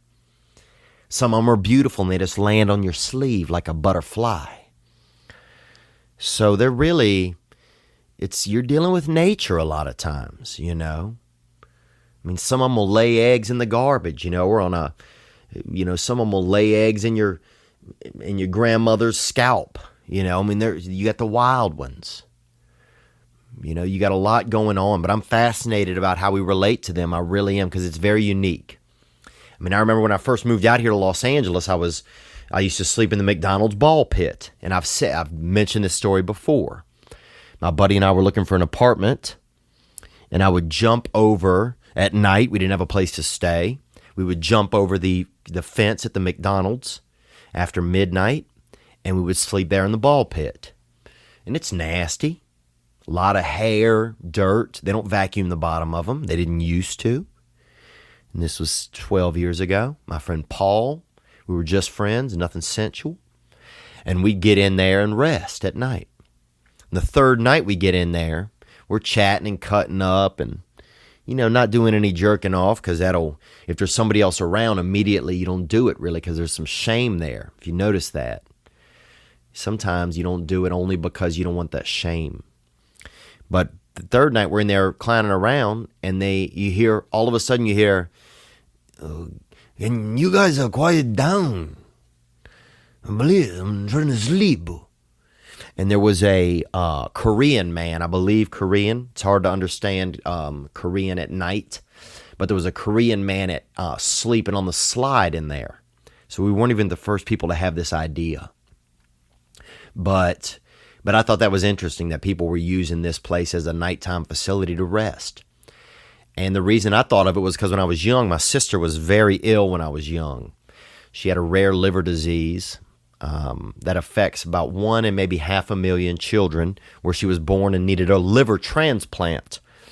And I remember the Ronald McDonald House was a special place where they would let parents come stay who didn't have any money, so they could spend time around their sick children while the children were under the care of the hospital facility. And my sister went there, and my mother would go stay in the different cities at the Ronald McDonald House while she was on these tours to visit the doctors. And that resonated in me. And I was like, oh, Ronald McDonald won't care if we catch a night's rest. And that's how we ended up there. Another interaction with the homeless that I've had was, I was doing a show at Loyola Marymount. This is about 9 years ago maybe. And it was myself and a friend. I may have told this story before. My memory is very short. And I was judging like an American Idol type of contest they had on their campus. And they had about maybe 800 students that were in attendance. And at the last minute, they called and said, can you bring a couple of friends who are judges, who can be judges? Myself and a friend of mine were the MCs of the event, and we needed judges. So I hit the park near me and quickly interviewed a couple of the homeless or without homes, sans casas, and got two gentlemen. Rich, one of them's name was Rich, the irony there a little, but Man, I can't remember the other guy's name, Rich. And we brought him with us. And we sat him in the judges' chairs, curtains open. And next thing you know, these two men who were laying in a park an hour earlier were at a $40,000 a year university judging the students' ability to entertain. And when we got to the end, there was a moment where we had to tally up the scores, right? So we're sitting there discussing the scores with them. We got the scores. We had a few more minutes, and one of the guys said, I don't think it was Rich, it was the other guy. He was more of a blonde. Rich was a brunette. And he said, can I perform something? And he got out there with a guitar that some other student had used to perform, and he played a song that he made up about Jack Daniels.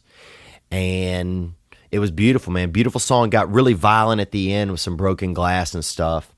And but the audience went crazy, man, and they cheered for him. And I thought that was a beautiful moment of how a homeless person can, a lot of it's just the environment you're in. It's just, you just need to be put into an environment for success. That's what that showed me. And that goes right back to, why I commend a lot of fathers and stepfathers out there whose children can be angry, troubled, violent, whatever. All it takes is that one moment where the environment for success that you've provided by providing them meals, a little bit of money, some structure. All it takes is that one moment for them to see that perspective or to feel comfortable, for them to begin to shine and really grasp onto who they are and to really start to light up the world with some skills or talents that they have. So again, I commend our fathers and stepfathers out there. All right, guys, let's go to some actual calls. I know we're call heavy this week. I was going to do a follow-up last week about addiction, but I'm going through voicemails, and I didn't have a lot of calls about people that had struggled with it. I thought I'd had more. I'd addressed some of them, and when I get a buildup of them, I will address those. Thank you for anybody who's called in about that. Again, the hotline that men or women can hit, that number is 985-664-9503. I appreciate that call about the homeless and how we relate to them. I remember we used to go in the park and do fun games for people with homes and people without homes. Anybody compete against anyone. It was a show we were pitching called Street Games about 10 years ago. And I'll put one up this weekend on the YouTube.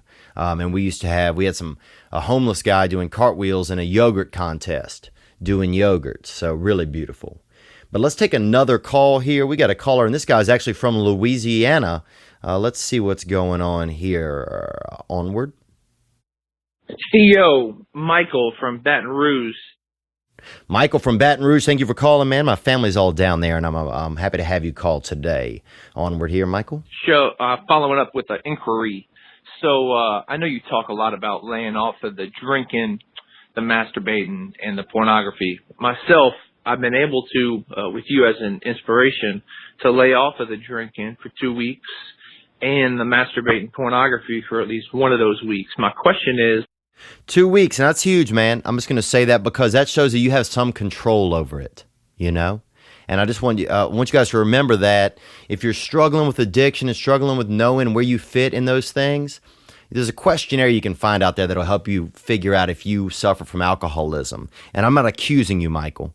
I'm just saying that, that's inspiring that you're able to set parameters for yourself and follow those and live up to those. But let's hear your inquiry here. Onward. I've been drinking a lot of water, eating healthy, and having these thick-stream pleasurable pisses. Is that okay as a 27-year-old male with cutting out alcohol and masturbating to have these pleasurable thick-stream pisses? Advise me. So please let me know. We'll see you in Addison because I live out here in Dallas. So see you at the Improv, Theo. Oh, right on, brother. Thank you. I'm excited to see you, man. So you're having thick-stream urine. And urine, I'm going to say it right now, it's a byproduct of being human. We know that, right? Other things have other byproducts. A car leaks gasoline sometimes, or can leak, it can leak water. It can leak,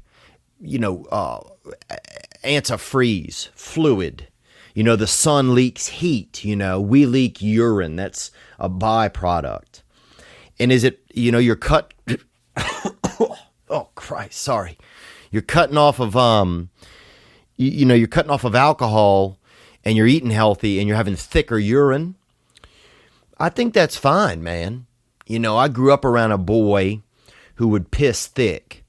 And this fella could, thick, dude. Almost like like he was like a pastry chef or something, with that little frosting gun, This guy just really was, just spouting hot cream almost. And he might have had an infection. He was too young for a sexual infection, but I'm no doctor and I was young.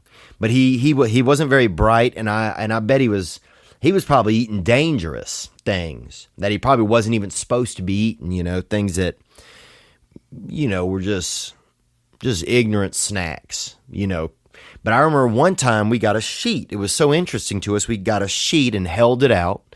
Me and my boy Danny, who was born with a deficiency, he had a soft neck, a very limp neck, but we would hold this bed sheet out and we had this boy piss out into it. And into this stretched bed sheet, and the sheet almost caught this. I don't want to say it was like a butter, but it was like a meringue almost that was left by this boy's urine. And I thought that at the time, what did I think?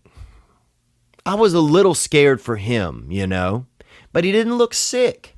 His eyes were clear, I just thought, maybe he just shouldn't be eating certain things and he was eating them, and I don't know if in the future maybe we'll be able to actually piss a product that we can use. This actually makes me think about the future.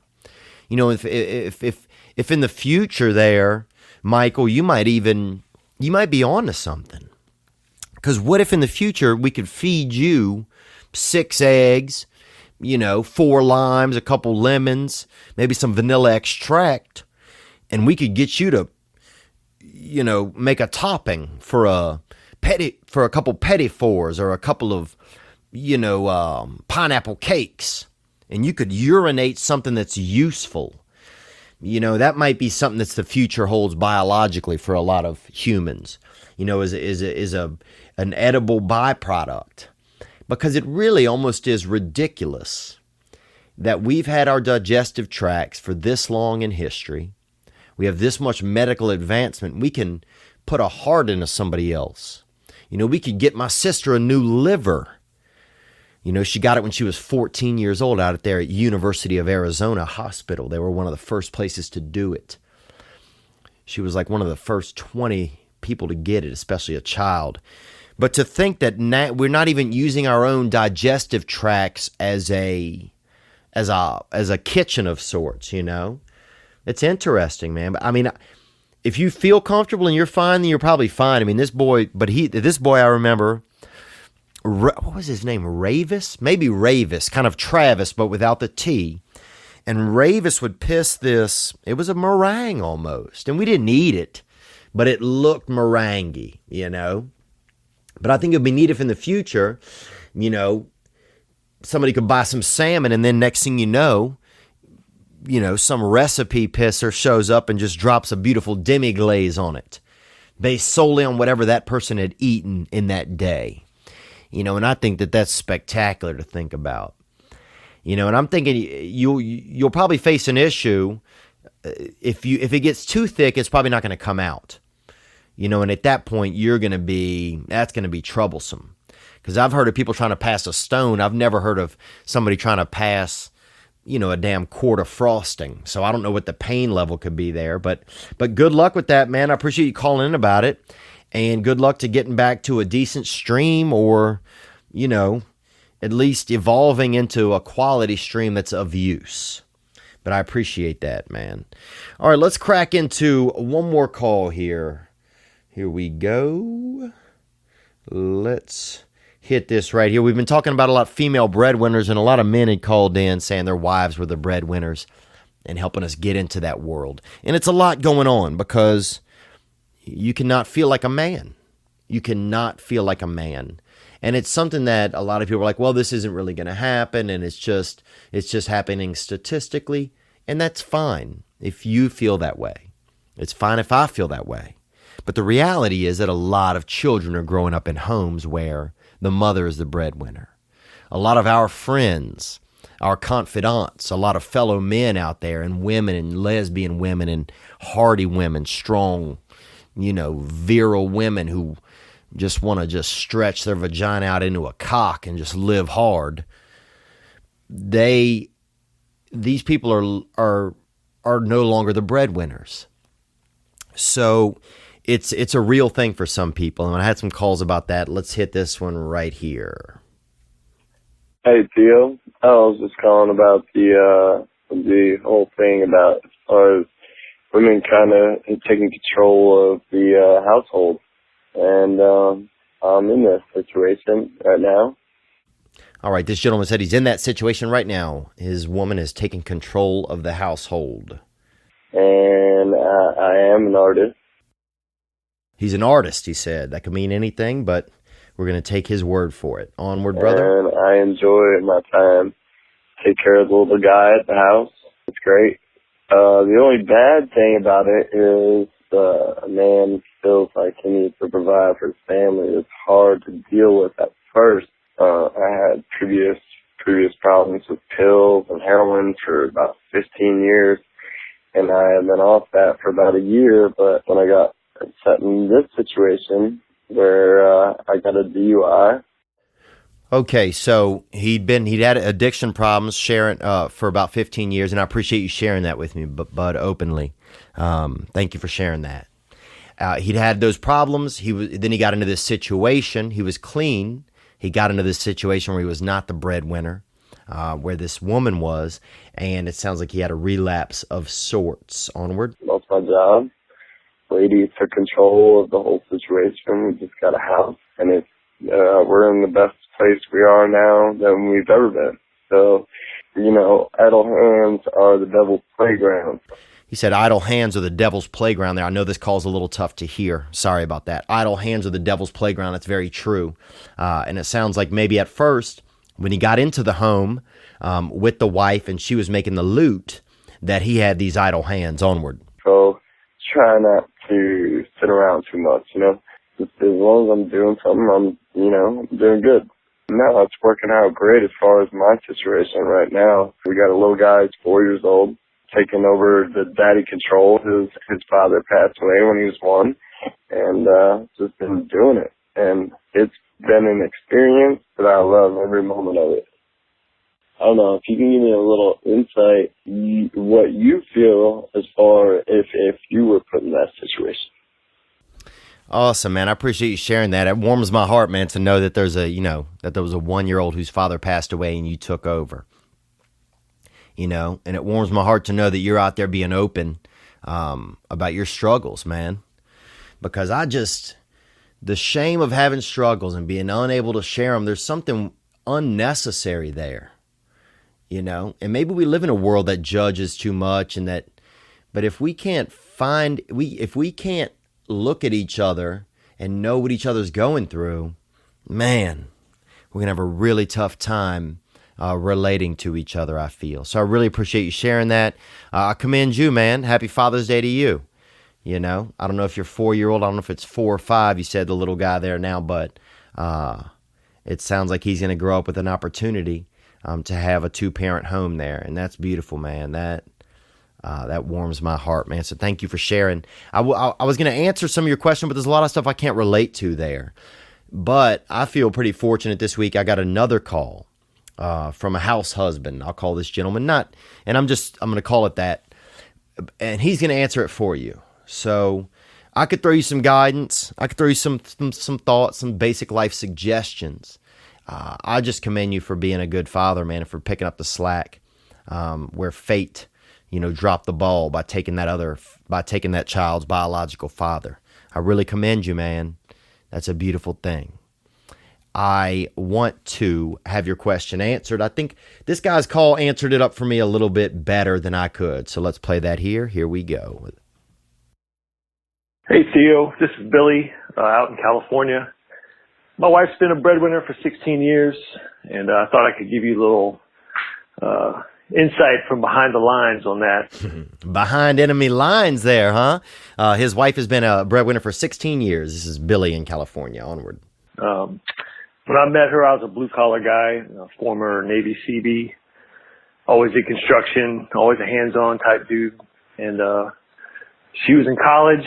She was a starving college student, the typical eating ramen noodles and all that stuff. And I used to pay for everything and take her out to nice places and pay her bills and all that stuff. But okay, so you put in some work there, it sounds like, by being the fiscal half.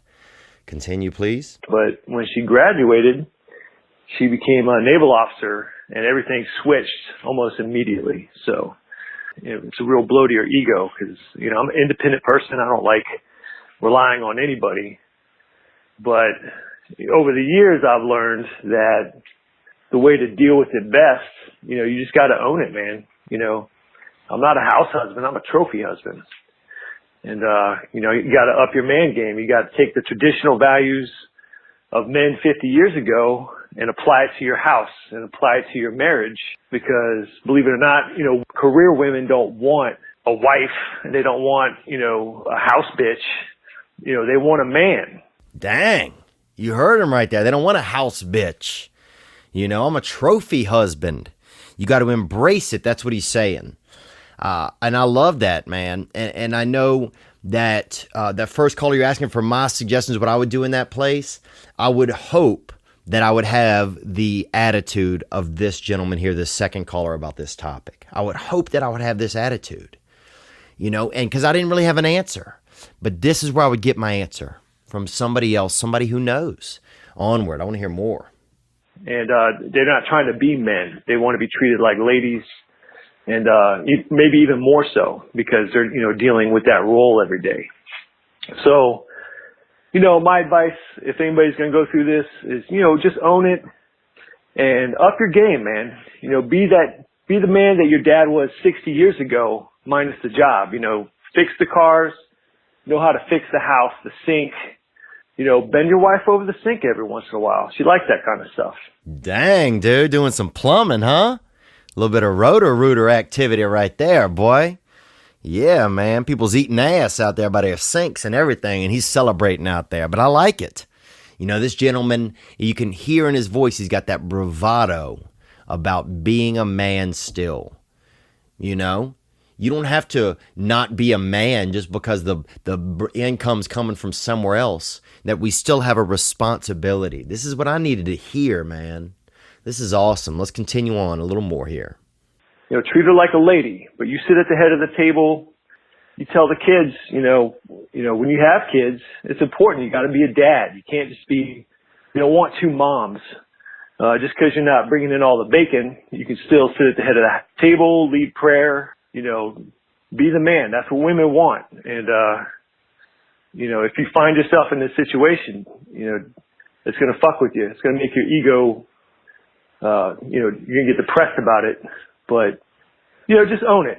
And, it's just the way it is today. But instead of, trying to be a modern man, you need to be a traditional man, and that'll help you out in the long run.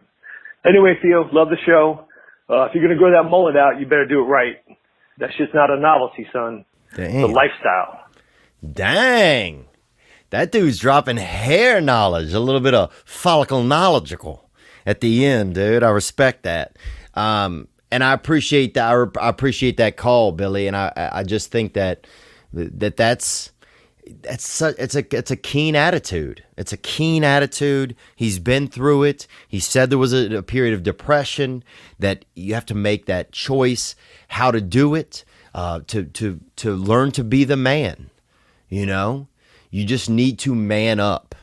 And that's something we all have to remember. Is just to get up each day and take care of our responsibilities.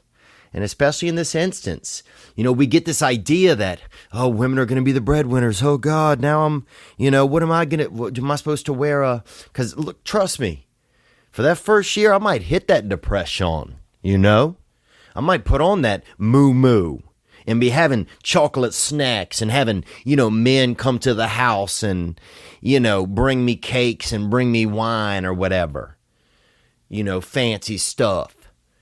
I might go get my hair done once every other week, you know, and be living like that, living wild, you know, in this acting out through some type of depression because I'm not the breadwinner, you know, and wearing big robes and big skirts and, you know, not even doing the laundry and hiring some little Filipino guy or Filipino family to come and do the laundry. But when it comes down to it, if that's the route I'm going to take, then that's going to be a specific, lonely, cold road after a couple of months. After you've seen every episode of Leave It to Beaver on TV Land, or you ordered all the Jenny Jones DVDs, you know, and watched Rude Jude get in there and comment on everything. You're going to lose a little bit of steam there. You're going to lose who you are. And he's saying we can still be a man. We can still be a man. And I need to hear it, man. I'm still growing up, you know, and I'm afraid to grow up sometimes. And it's tough, man. It's not easy. And I guess no one's saying it is easy, you know, but at least we got each other, you know. We got other fathers stopping in and pulling the guard for other fathers that have passed away. We got stepfathers growing out mustaches and giving some, you know, angry feminist child that he doesn't even agree with, but he's paying for her sandwiches and paying for her, you know, special kits of her Black Panther, you know, backpack patches and iron-on patches and, you know, free Cuba patches and stuff that she's buying in the mail. You know, you got fathers supporting children. You got fathers pulling their weight. You know, and you got fathers out there who are struggling, dealing with addiction, but putting it away and getting back on the horse and being a man. And it's interesting because that really doesn't matter where the bread's coming in there, does it? But it does matter, you know, where the spine comes in, you know, where the backbone shows up. And some of these men are doing that. And I needed to hear it, man. I appreciate it. All right, I'm coming to you live from a Nissan Sentra, about 20 miles from the nearest internet. I am wearing, I'm safe with saying, male capri pants. I've been sharing a room with a dog named Sophie. Could be a Chihuahua. I don't know. It's small. Not a dog really in my eyes, but, you know, modern man calls it a dog. To me, if a Frisbee will kill it, not a dog. And right now, looking outside of this window of this Nissan Select or something, I can see probably about 1,100 fireflies. These motherfuckers are up to something, you know? They're going to rebel. They're going to maybe start an actual fire. I wouldn't be surprised if something or someone burns tonight. I'm in Wyoming, Illinois, and welcome to This Past Weekend. This Past Weekend. Let's do it. You ready? You ready to support the podcast? I'm going to tell you right now that Dollar Shave Club is the smarter choice. What are you doing, huh? You still just having one razor that you got to keep track of all the time? Maybe you put it in your out-of-town bag. Maybe you didn't.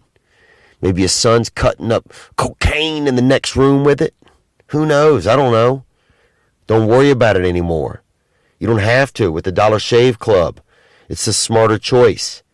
You get a great shave at a great price, conveniently delivered right to your door. Knock, knock, who's there? Razor blades. It's an awesome life hack. It's a no-brainer.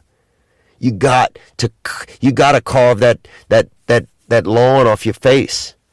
You could spend a fortune on razors with gimmicky shaving techniques you don't need. Remember the one that came out that had the battery in it? What the hell is that? Nothing. So I use my Dollar Shave Club Executive Razor with the Dr. Carver Shave Butter. Whoo! I love butter. The blade just gently just glides across my face, give me such a smooth shave. Oh, I am a bald eagle. That's what they say in and a lot of ladies say they want that bald eagle, you know? So for a limited time, new members get their first month of the Executive Razor with a tube of their Dr. Carver Shave Butter for only $5 with free shipping After that, razors are just a few bucks a month. That's a $15 value for only $5. You can only get this offer exclusively at dollarshaveclub.com/weekend. That's the dollarshaveclub.com/weekend. Hit it, guys. Support the podcast. This is a trial basis. Go in there and hit it. Get some razors, man. Get some razors. I'm going to stay in the program. I'm going to keep it going. dollarshaveclub.com/weekend.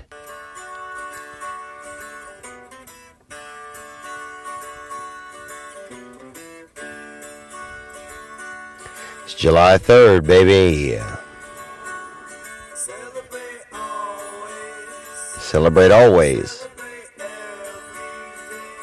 Celebrate everything.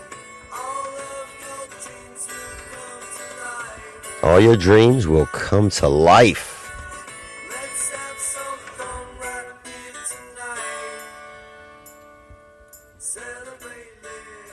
Celebrate living right there. That is the Spencer Jacob Grau Band. We'll put the link to that in the YouTube. You can check it out. Thank you guys for joining me on this past weekend. It is Monday, July 3rd. I'm coming to you live, or however people come to each other over a podcast, from a Nissan. I'm outside in a Nissan. I'm in rural Illinois. It is dark out here, dude. I mean, you can't see nothing. I mean, the devil could be just smelling the cinnamon stains on your skin, and you wouldn't know he's right next to you, you know?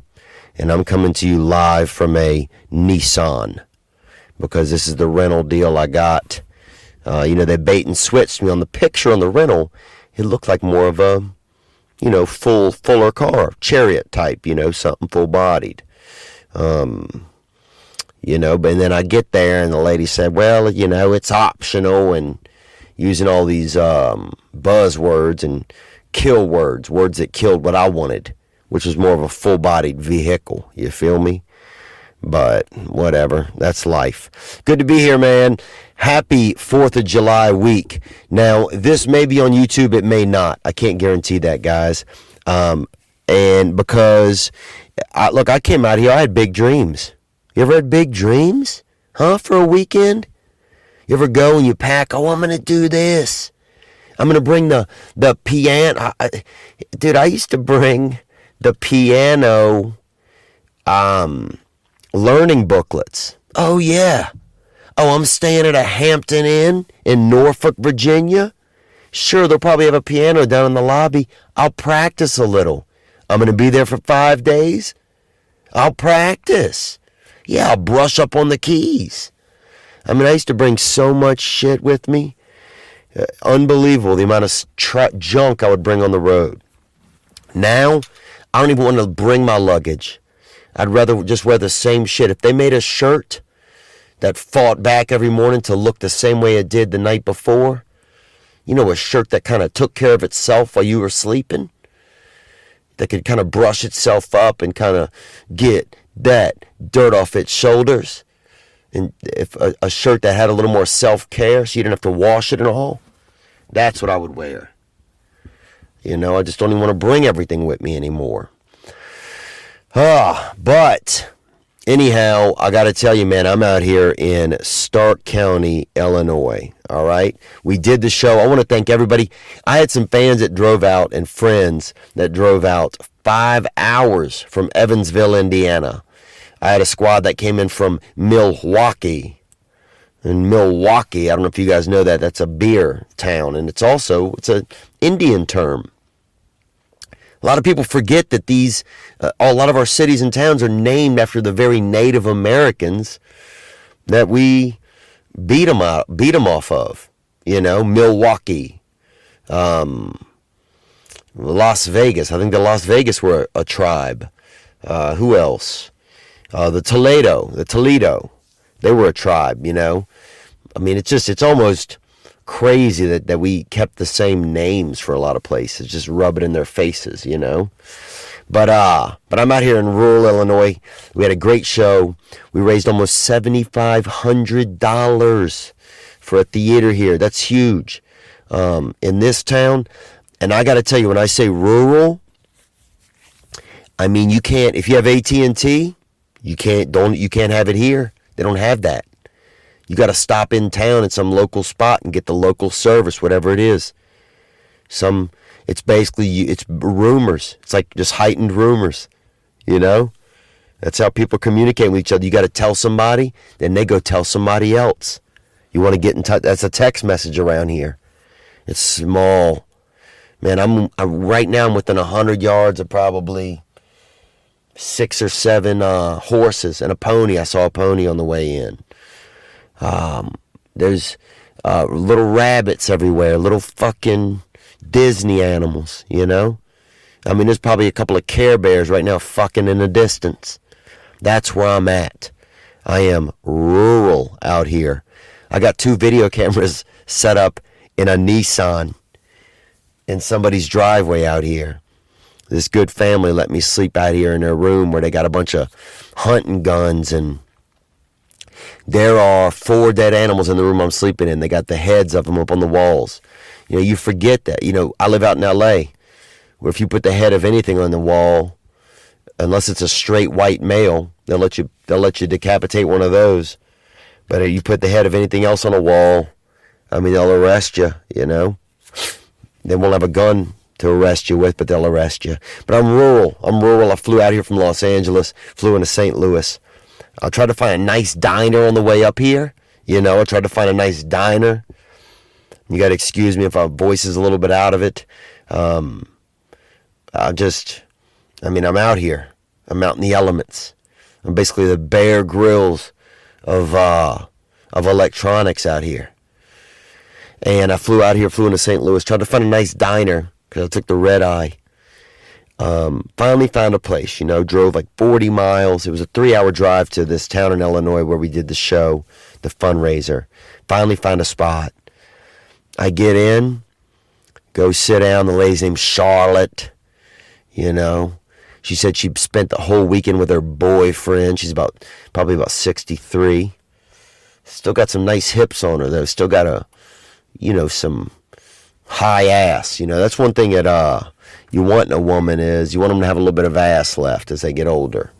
So, ladies, if you're getting up in years, you know, keep some ass or get some, you know, stack something in the top of your pants. I remember I used to stuff my underwear at night because I started having wet dreams, you know, when I was a child. Because God, if you don't meet women, God starts sending you women in your dreams to kind of, you know, pleasure you off and make you feel joy down in your crotch and, you know, your brain and your crotch. They're simultaneous organs, you know, when it comes to sexual desires. It's a duet between the two. And I used to, sounds maybe bizarre, but I used to stuff my pants with a t-shirt to make my crotch look bigger so that I would get, you know, more attractive women or more well-breasted women's in my dream to come and spend time with me and be sexual. So I used to always put a t-shirt in my crotch at night. And I mean, you only got one of those damp dreams, or the wet dreams, they call them. And you know, kind of, you'd have a little seizure in the middle of the night out of your crotch and kind of spray up, you know, and that would, and you wake up in the morning and feel, you know, you'd be disappointed that the dream wasn't real, but you also felt like you kind of got some in your sleep a little bit, and it was nice, you know, especially when I was, you know, 12 or 13, it was a nice respite from not getting any, because I didn't really get into sexual contact till I was about, you know, actual sex till about 15, 16, maybe something. So anyhow, what am I talking about? Oh, so I used to stuff the front of my pants so prettier women would come and meet me in my dreams, because, you know, when you were young, it was all, you had this idea that you had to be, you know, stout in the crotch or really have a thick jibble down there, you know. But anyhow, yeah, so ladies, I say if you're going to stuff something as you get older, I say you stuff the back of your pants with some ass, some type of ass meat or something, because that I think some of these ladies, their butts start to fall a little, and it's okay. I'm not, saying you can't have a falling ass, but you throw a couple of t-shirts back there, stack one on each ass cheek, and I think that'll keep you in business with some men if you're still looking to, obtain some gentle from another man as you grow older. But anyhow, I'm out here in rural Illinois. I stopped at a diner. This lady, Charlotte, she said she spent the weekend with her boyfriend. And, I was like, I didn't care about all that. I just wanted some breakfast. And she was, just insinuating that she'd been sensual all weekend. And look, you're 62 years old, lady, and I think it's good. I think it's good to be achieving at those age. But, she kept saying she was doing timeless activities. And I'm guessing she meant sex, I don't know what else. I don't know what else is time. I don't even know. Anyway, whatever.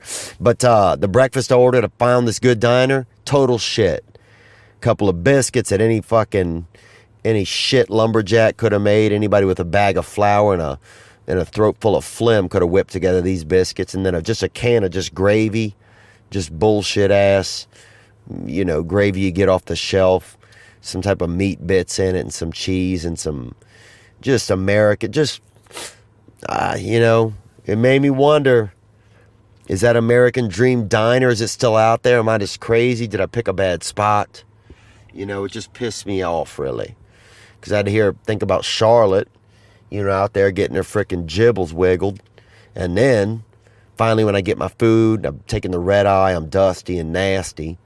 And it's a bunch of it's a damn garbage plate, which is just shit. So anyhow, that didn't start off good, my experience here into the environment here.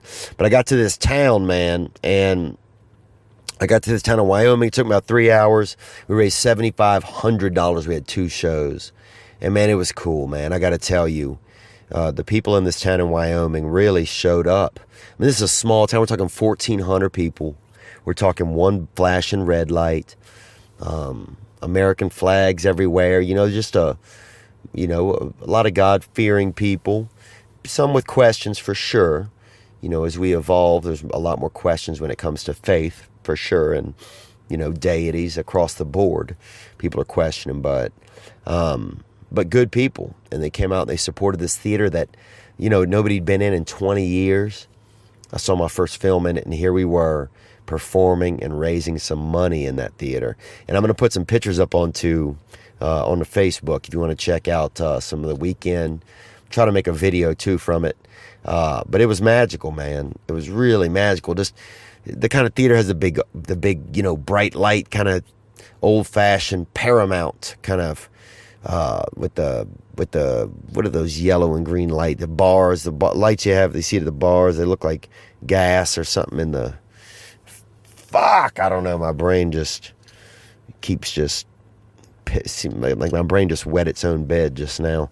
Anyhow, good time. People came out. We raised some good money, so they're going to be able to hopefully keep the theater on its feet for a while, and maybe we'll come back next year and do it. But we had some other comedians that drove in. People came in from all over, man, and we made it happen. So thank you. I want to thank everybody that came. But this is a small town, dude. I'm talking. The mayor was out there and he's drinking, and people are out there, and just rumors, and a lot of this is a town, you got rabbits, and you got people that haven't heard of a lot of newfangled stuff, and family first, that kind of thing, and just a lot of people that kind of believe in that American ideal, that old-fashioned red, white, and blue. We love our family, and our the dad, mostly makes some money, and some of the women would work as well, but some of them are more at home, just caring for their children or volunteering around town where they can help in the community. And it's just that kind of environment, a lot of horses and graveyards that are just open, no fences on people's yards that connect right to the neighbor's yard. So, there's a lot more right next door to each other. A lot of swimming, bowling, people staying up at night in their kitchen and chatting together and just being together. And they still have, fun stuff, Netflix and drugs and all that, but there's definitely more of a family element, more of a community, a sense of community A lot of churches around, decent amount of people, it seemed like, still go to church. And I hadn't been in this kind of environment in a long time, I mean, this is even smaller than the town that I grew up in. I mean, it's just small. There's crops everywhere. I mean, I saw 1 million ears of corn this weekend. We also went out to some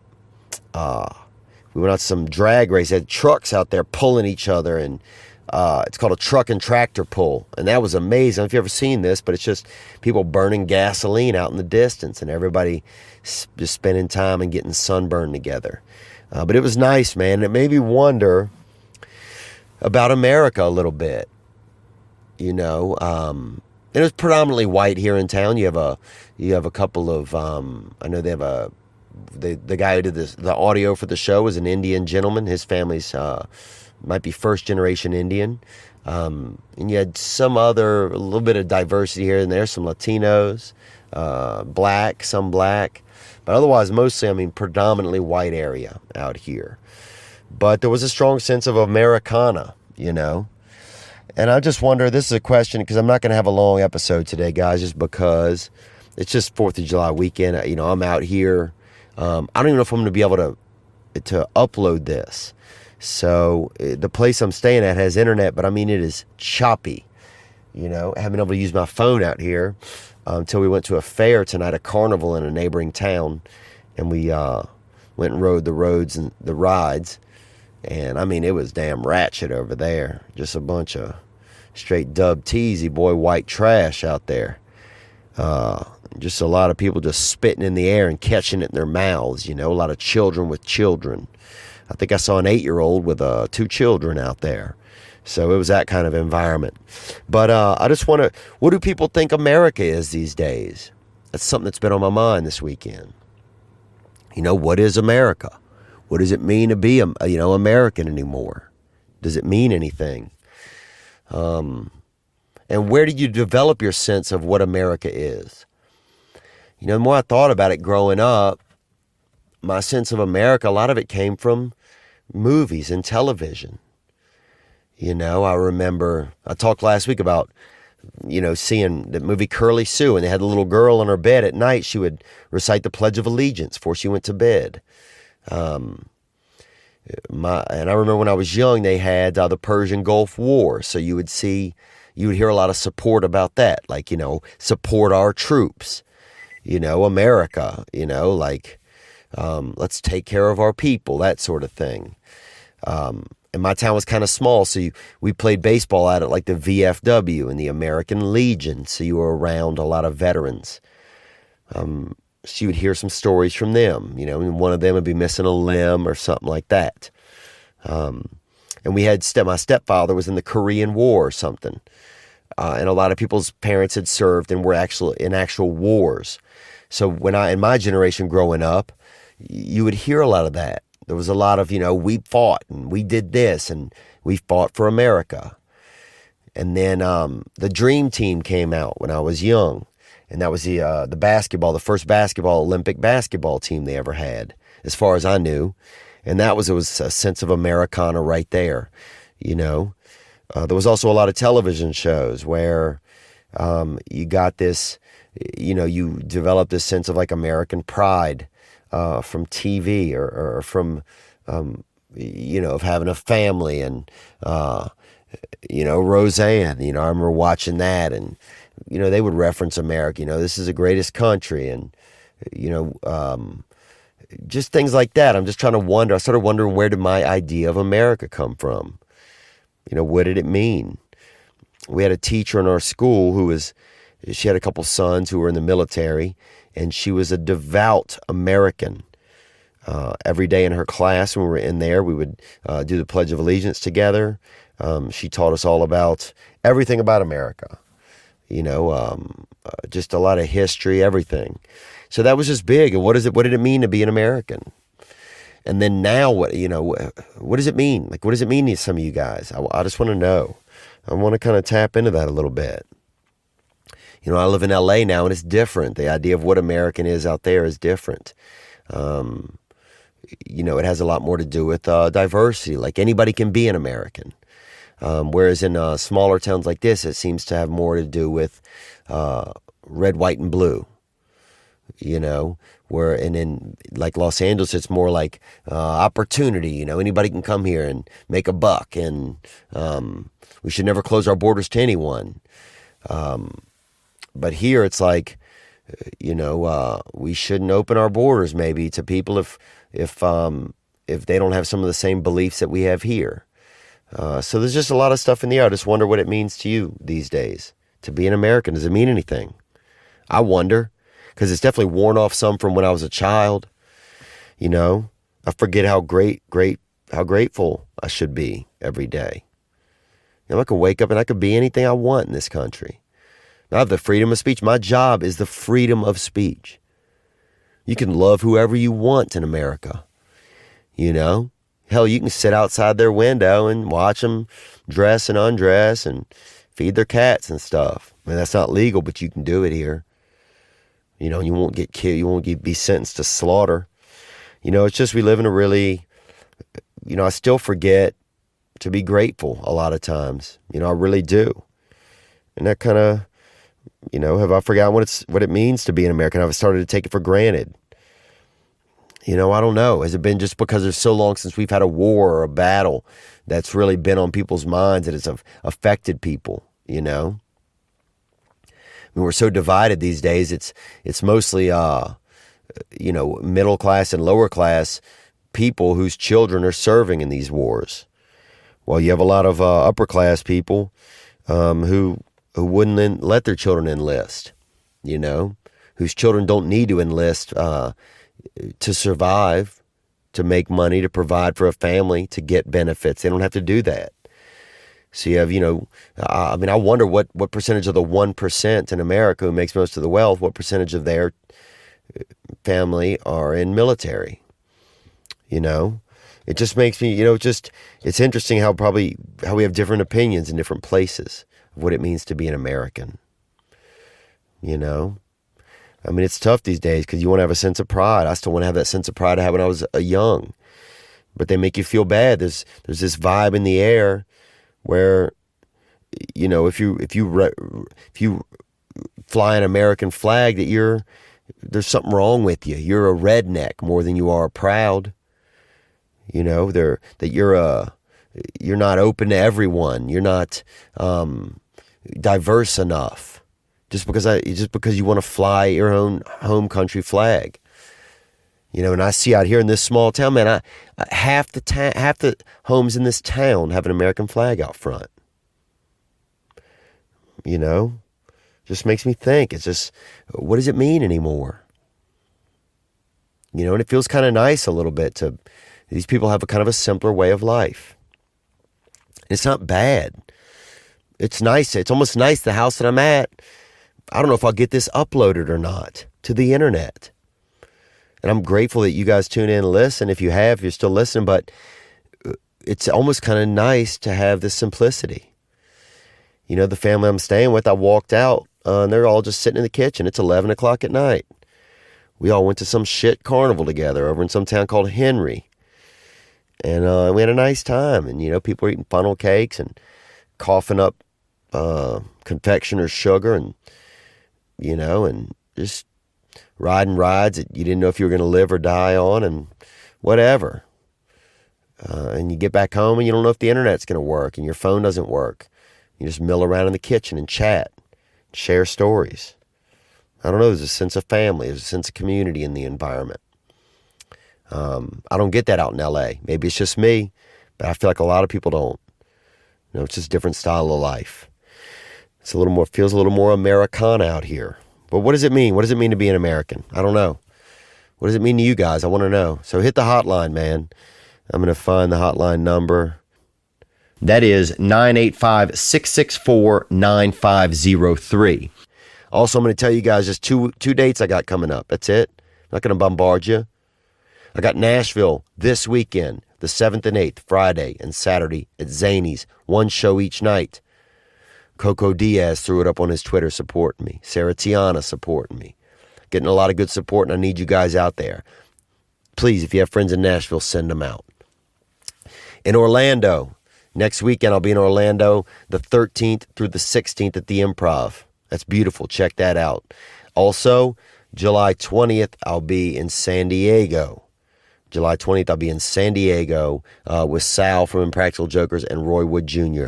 And that's at the House of Blues. And then, surprise, I'm going to Montreal just for laughs. And that'll be the 27th through the 30th of July. I'll be in Montreal. So I'm excited. But look, guys, I'm not going to make this a long episode. I want to know. That's where I'm going to leave it at. What does it mean to be an American to you these days? You know, happy 4th of July to you. You know, when I think back on regrets in my life, I have a few. You know, I've wasted some time. I've been extremely hard on myself most of my life. You know, I didn't probably treat my mother with respect all the time. I didn't know how to, but still, I don't take that into account sometimes. I just didn't. And I didn't serve. I didn't serve in the military. I still could possibly, you know, National Guard or something one day. We'll see, but I didn't. But it just makes you wonder, man, what does it mean to be an American to you? So hit the hotline, drop some of those calls. I'm going to do an episode on Thursday, a full episode. It's going to come out on Thursday, and we're going to get some point of views on that. You know, is the idea of, you know, it's our America and we got to know who's here and shut the borders down and take a head count and get out of national debt and become a country that everybody can actually, that will be here in 20 years? Is that an okay old ideal? Or is it old fashioned? Or is it new fashion? We need to open the borders and let everybody in, and, you know, America just goes as far as it can go until we're bankrupt, you know, until whatever country comes in and wants to cash its check. They want their money back, and then they come and take our land, and then that's it. Is that the way it goes? Or are both those ideas nearsighted by me? Who knows? I want to know what you think. So hit that hotline, man. Dang it, I just don't have it in front of me right now, but a lot of you guys know what it is. It's 985. Shit, I don't know it. You know, I just don't know it. But you know it. You can find it. Hit the hotline. Come out, support the show. You can find all my tour dates at theovon.com/tour. Happy 4th of July, man. You know, make sure you call somebody in the military who served and just tell them thanks. That's what I'm going to do. I always hit up some of my buddies, even if they're squirrely. You know, and I'm just going to try to remember to have some gratitude, dude, because I live in the greatest country on earth. Everybody wants to act like they don't. Go to another place and have the opportunities you're going to have here. I'd love to see it. Go do what you want to do. The simple fact in America, you can even make fun of our president or bash, you know, our vice president or any of these people. I don't care who they are. You know, I don't care if it's Reagan or Trump or if it were Clinton or anybody. Just the simple fact you can say what you want here. You can't do that everywhere. You know, I'm just angry, I guess. I'm just a little confused. I'm also tired. I'm also sitting in a damn Nissan Select out here in the middle of the fucking nowhere. But part of it feels kind of good, man. Part of it just feels good to be here. Out here in Americana, dude. There's a pony in the distance. There's a fucking pony. Okay? And I've eaten pony, dude. And part of me just wonders if that thing in the distance can still smell it on my breath. I'll see you guys on Thursday, man. All right? Spencer Jacob Growl Band.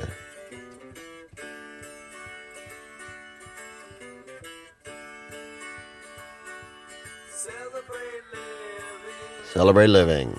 Celebrate misery. You know that soon you're gonna die. It's the edgier version. Let's have some fun while we're alive.